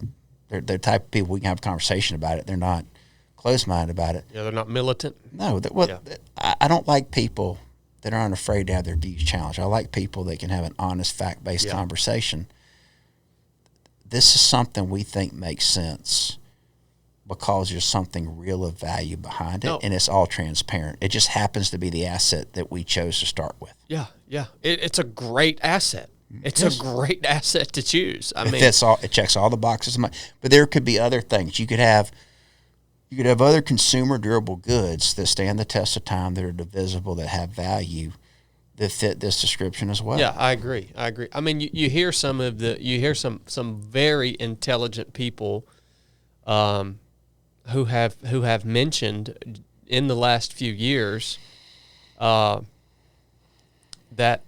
ammunition is a great asset to invest in, and this is just a really unique way to do it. And we do gold and silver, but gold and silver doesn't have the problem, the utility that a bullet has. Exactly, and that's the thing. That's the reason I've considered so many times investing in gold and silver, and I'm like, I'm always thinking with country boy logic. Yeah, of course. Clay, Can you touch gold? If you touch it, do you really know if it's pure? Do you really know what it's worth? Because the price of gold's ultimately like this abstract thing that's set by a bunch of people out there. I've went through all this in my head, man, and not that I'm a rich person or a super wealthy, but I have made extra money that, and I'm always thinking about how can I be responsible in stewarding this that I have, and all these other angles. When you look at the Bitcoins, you look at the gold and silver, and that's what I always come back to is I can't eat this. Right. I can't use it to protect what I have. I can't do anything with this, and so ultimately its value is not exactly similar to our paper dollars because gold is a finite resource. Right. But still, it's simply an agreement of that it's worth whatever because there's no utility to it. And that's why this bullet vault, when I saw this and I went to the website and I checked it out, which is the website's great.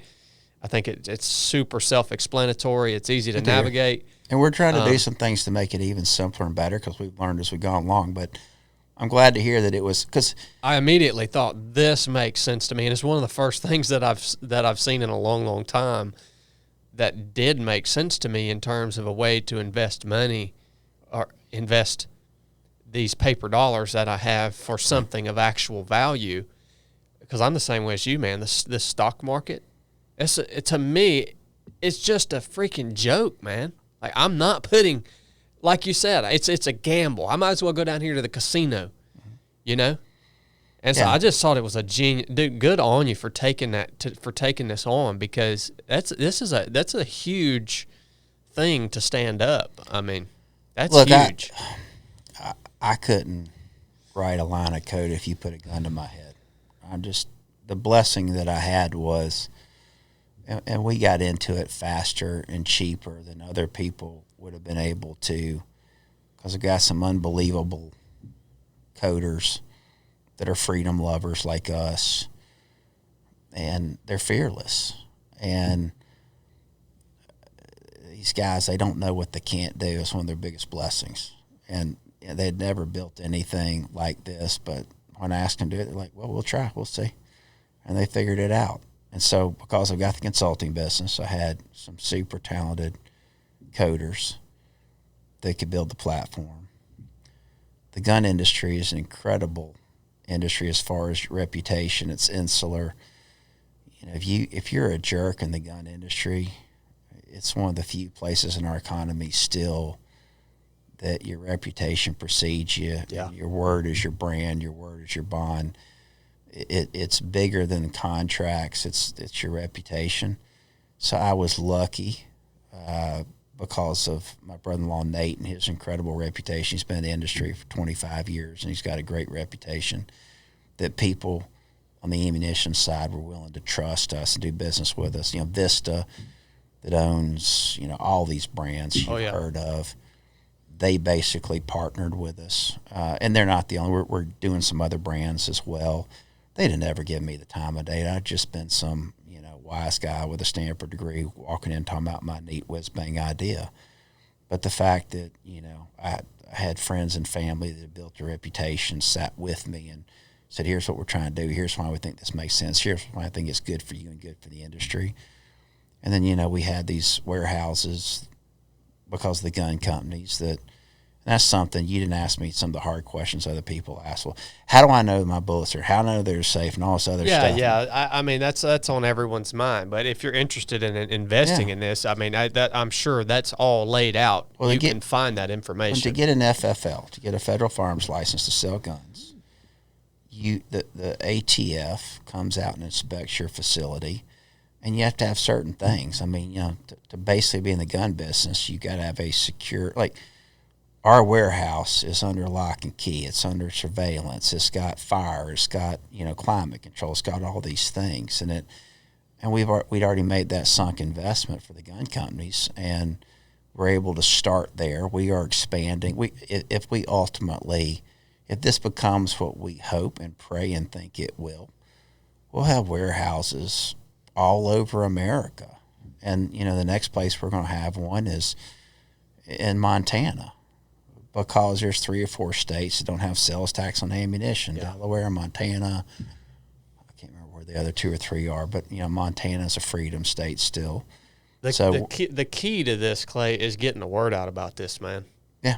That's the key, because yeah, if you can get the word out about this and how it functions, and people learn who you are, and that's a great thing about this podcast is people are now going to know who Clay Tippins is. And I know you're not, you have a team and you have people around you, but I wish you could beat them. They're awesome. Yeah, man. But if you can, when you get the word out about this to the right audience, because I had never heard of this before. I didn't even know anybody was doing anything like this before. And it's going to make so much sense to our audience, because a lot of people have been listening to us for years and years. This will be episode 360 something. That's awesome. Well, look, this will work, to your point, if we build trust and we're impeccable with trust from the beginning. That's why we try to do this in a real and transparent and stand the test of time way. And people like you that have built trust with an audience have got to give me a shot to talk to them. And for all of your viewers and listeners out there, please give it a shot. We are trying to make a lot of money doing this. I'm not going to run from the fact that we have a profit motive, but we also are intrinsically motivated. We think this is important. We think it increases the resiliency of the financial system. We think it undergirds freedom. Yeah. If you're not a gun guy, you should still want something like this to happen because it's good. And if we don't make this work, here's the other thing. And again, I'll address a question I've gotten sometimes. People are like, well, what if you screw me?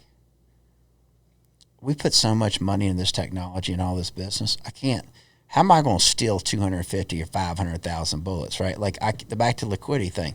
The only way this financially works out for us is not if we, like Sam Bankman-Fried could promise a bunch of people that he had crypto stuff there because he could take the money away from them and go spend it on yachts and crap like this. We're buying bullets. If I steal everybody's bullets and I just screw them, how do I get liquid on that? How do I turn these tokens into something? I can't. The only way this financially works out well for us is if we build a community of like-minded freedom lovers, and we are trustworthy, and we are impeccable with our word, and every one of these things. The way we built our software, Chad, we can't mint you a reserve if we don't have a bullet. This thing quits work. The way we wrote our software, if I don't have an unpurchased available bullet in my system, I cannot issue. At 2:00, if I run out of ammo available, it quits issuing tokens that day. It won't do any more reserves until there's available inventory. We built our software to have that accountability into it. Yeah. And the only way financially we profit is basically this becomes a system that people trust. Yeah. And so we're trying to do it the right way. We're trying to do it for the right reasons. We've been successful in other businesses, so we'd like to think that we're decent at what we do and that we've thought this through. But I promise you, if we don't make this work, go find somebody else that does it the right way or does it better than us and bet on that because it's important. Something like this needs to exist. Yeah, yeah. I agree 100%. With the way things are moving, Clay, do you think there's a day coming where we're no longer going to have cash? We're going to be basically narrowed down to a federally backed digital currency that is even less tangible than cash. Like it's just a number on a screen. Like, is that day coming? Like soon, do you think? You've pulled together 2 or 3 things in there that all scare the hell out of me. Are we moving to a cashless society? I think we are. I think that's evident. Yeah, and that there's 2 or 3 things about that scare me. It's a cashless society backed by nothing. Backed by nothing, yeah. That scares me. The second thing is, well, we're going to all things in a minute. The second thing is you mentioned a federal-backed cryptocurrency. I will do everything within my power to keep that from happening. Now, I'm just one man. I can vote. I can give money to politicians. I can talk about why that's bad. that would be terrifying to me. Can you imagine, man? There's not much. In a way, this cabal of banks and rails controlling all the transactions is a poor man's version of that, because politicians can use the power of regulations to threaten them, to bend them to their will. And whether they're woke or whether they just feel responsible to their shareholders, they may have to say yes. So we have a bastardized poor man's version of that today.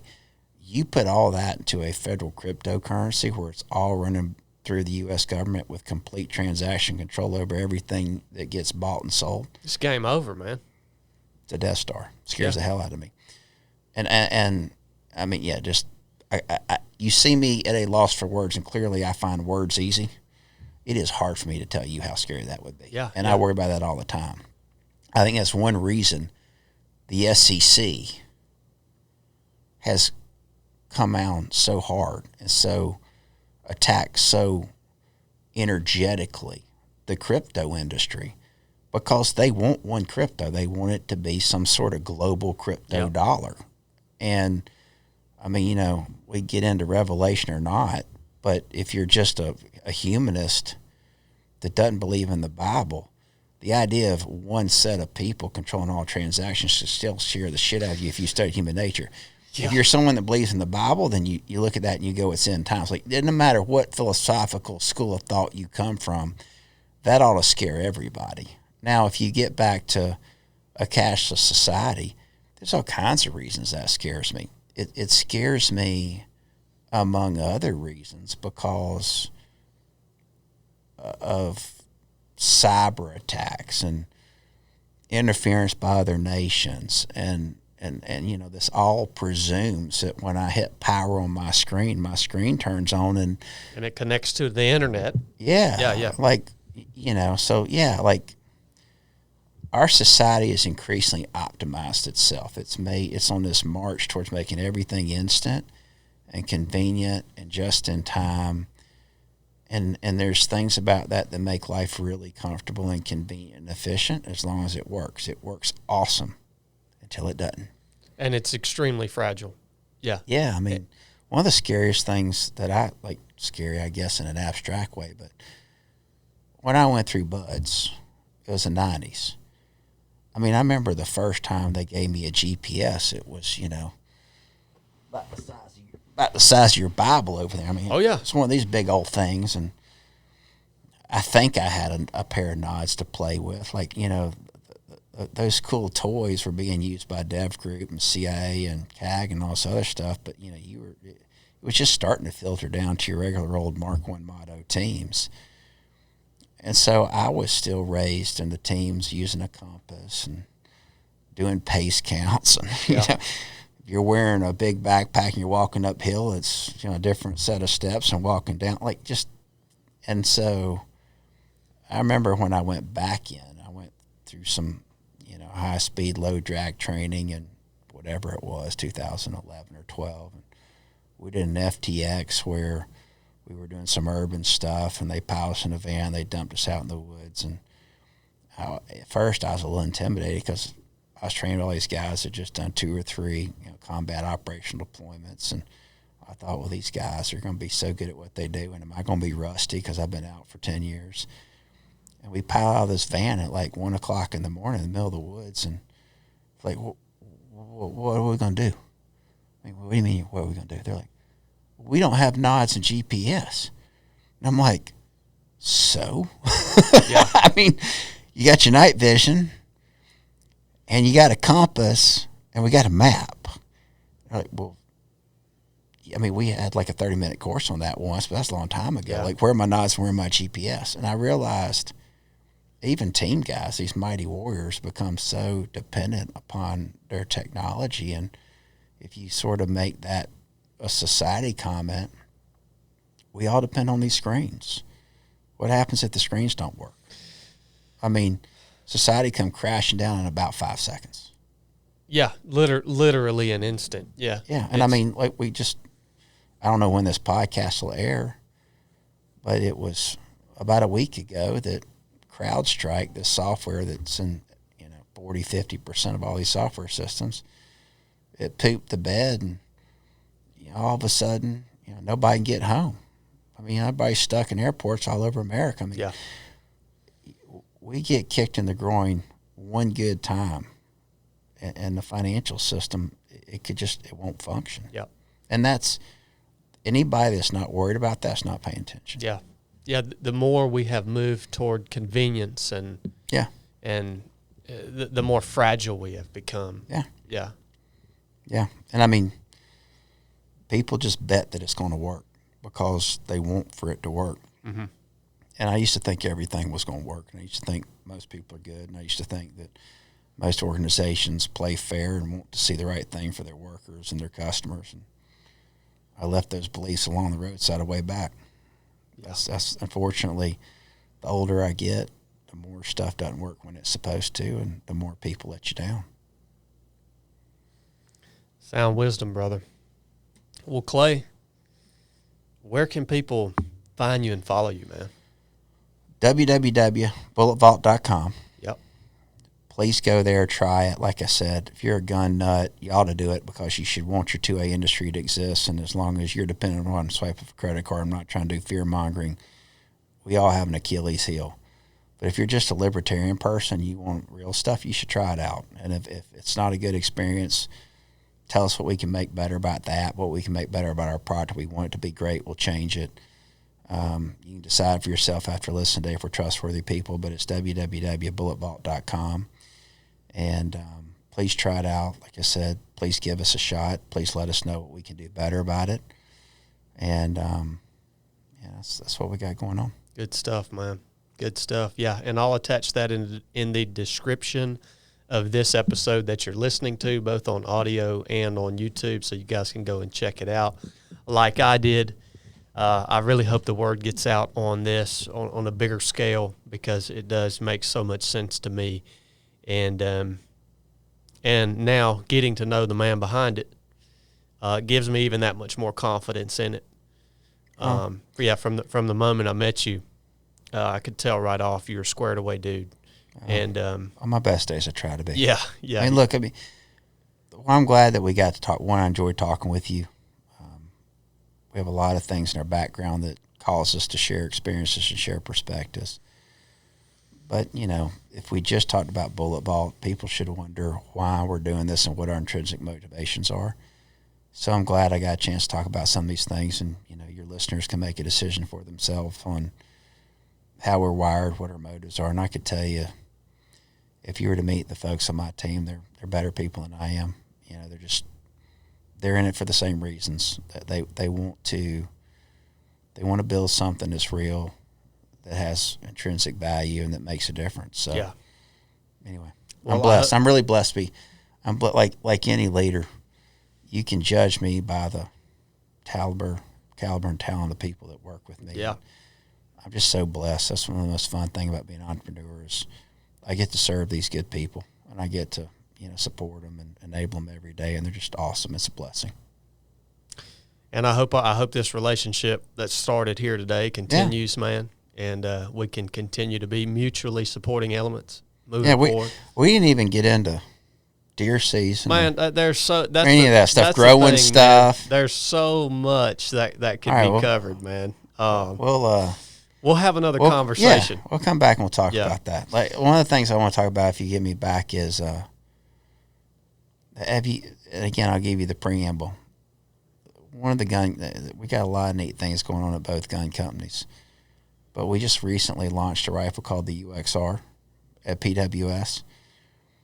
It's the first truly multi-caliber,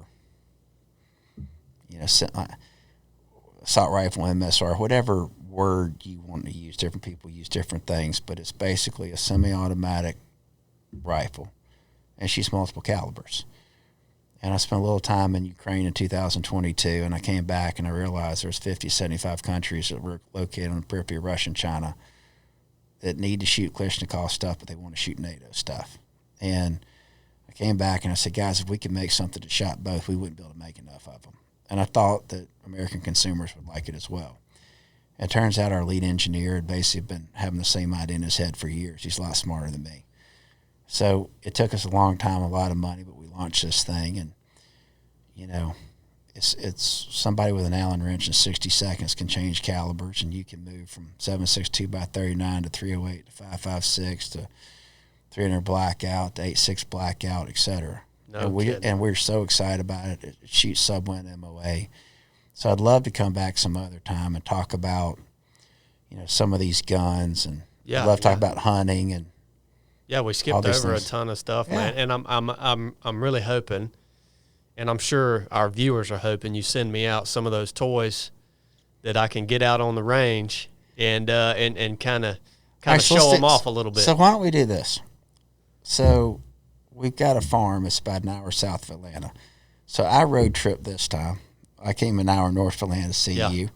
So we're almost about to hit my favorite time of the year where the leaves change and it cools off a little bit. Come down. Maybe we'll hunt together if you hunt, and we'll shoot some stuff together, and you can try some of these things out. That'll be good, brother. I'll be looking forward to it. I'd love it to be a blessing. So, all right, man. All right, guys. Thank you again for tuning in. We love you guys. Appreciate all your support. We'll talk to you next time. Nuff said.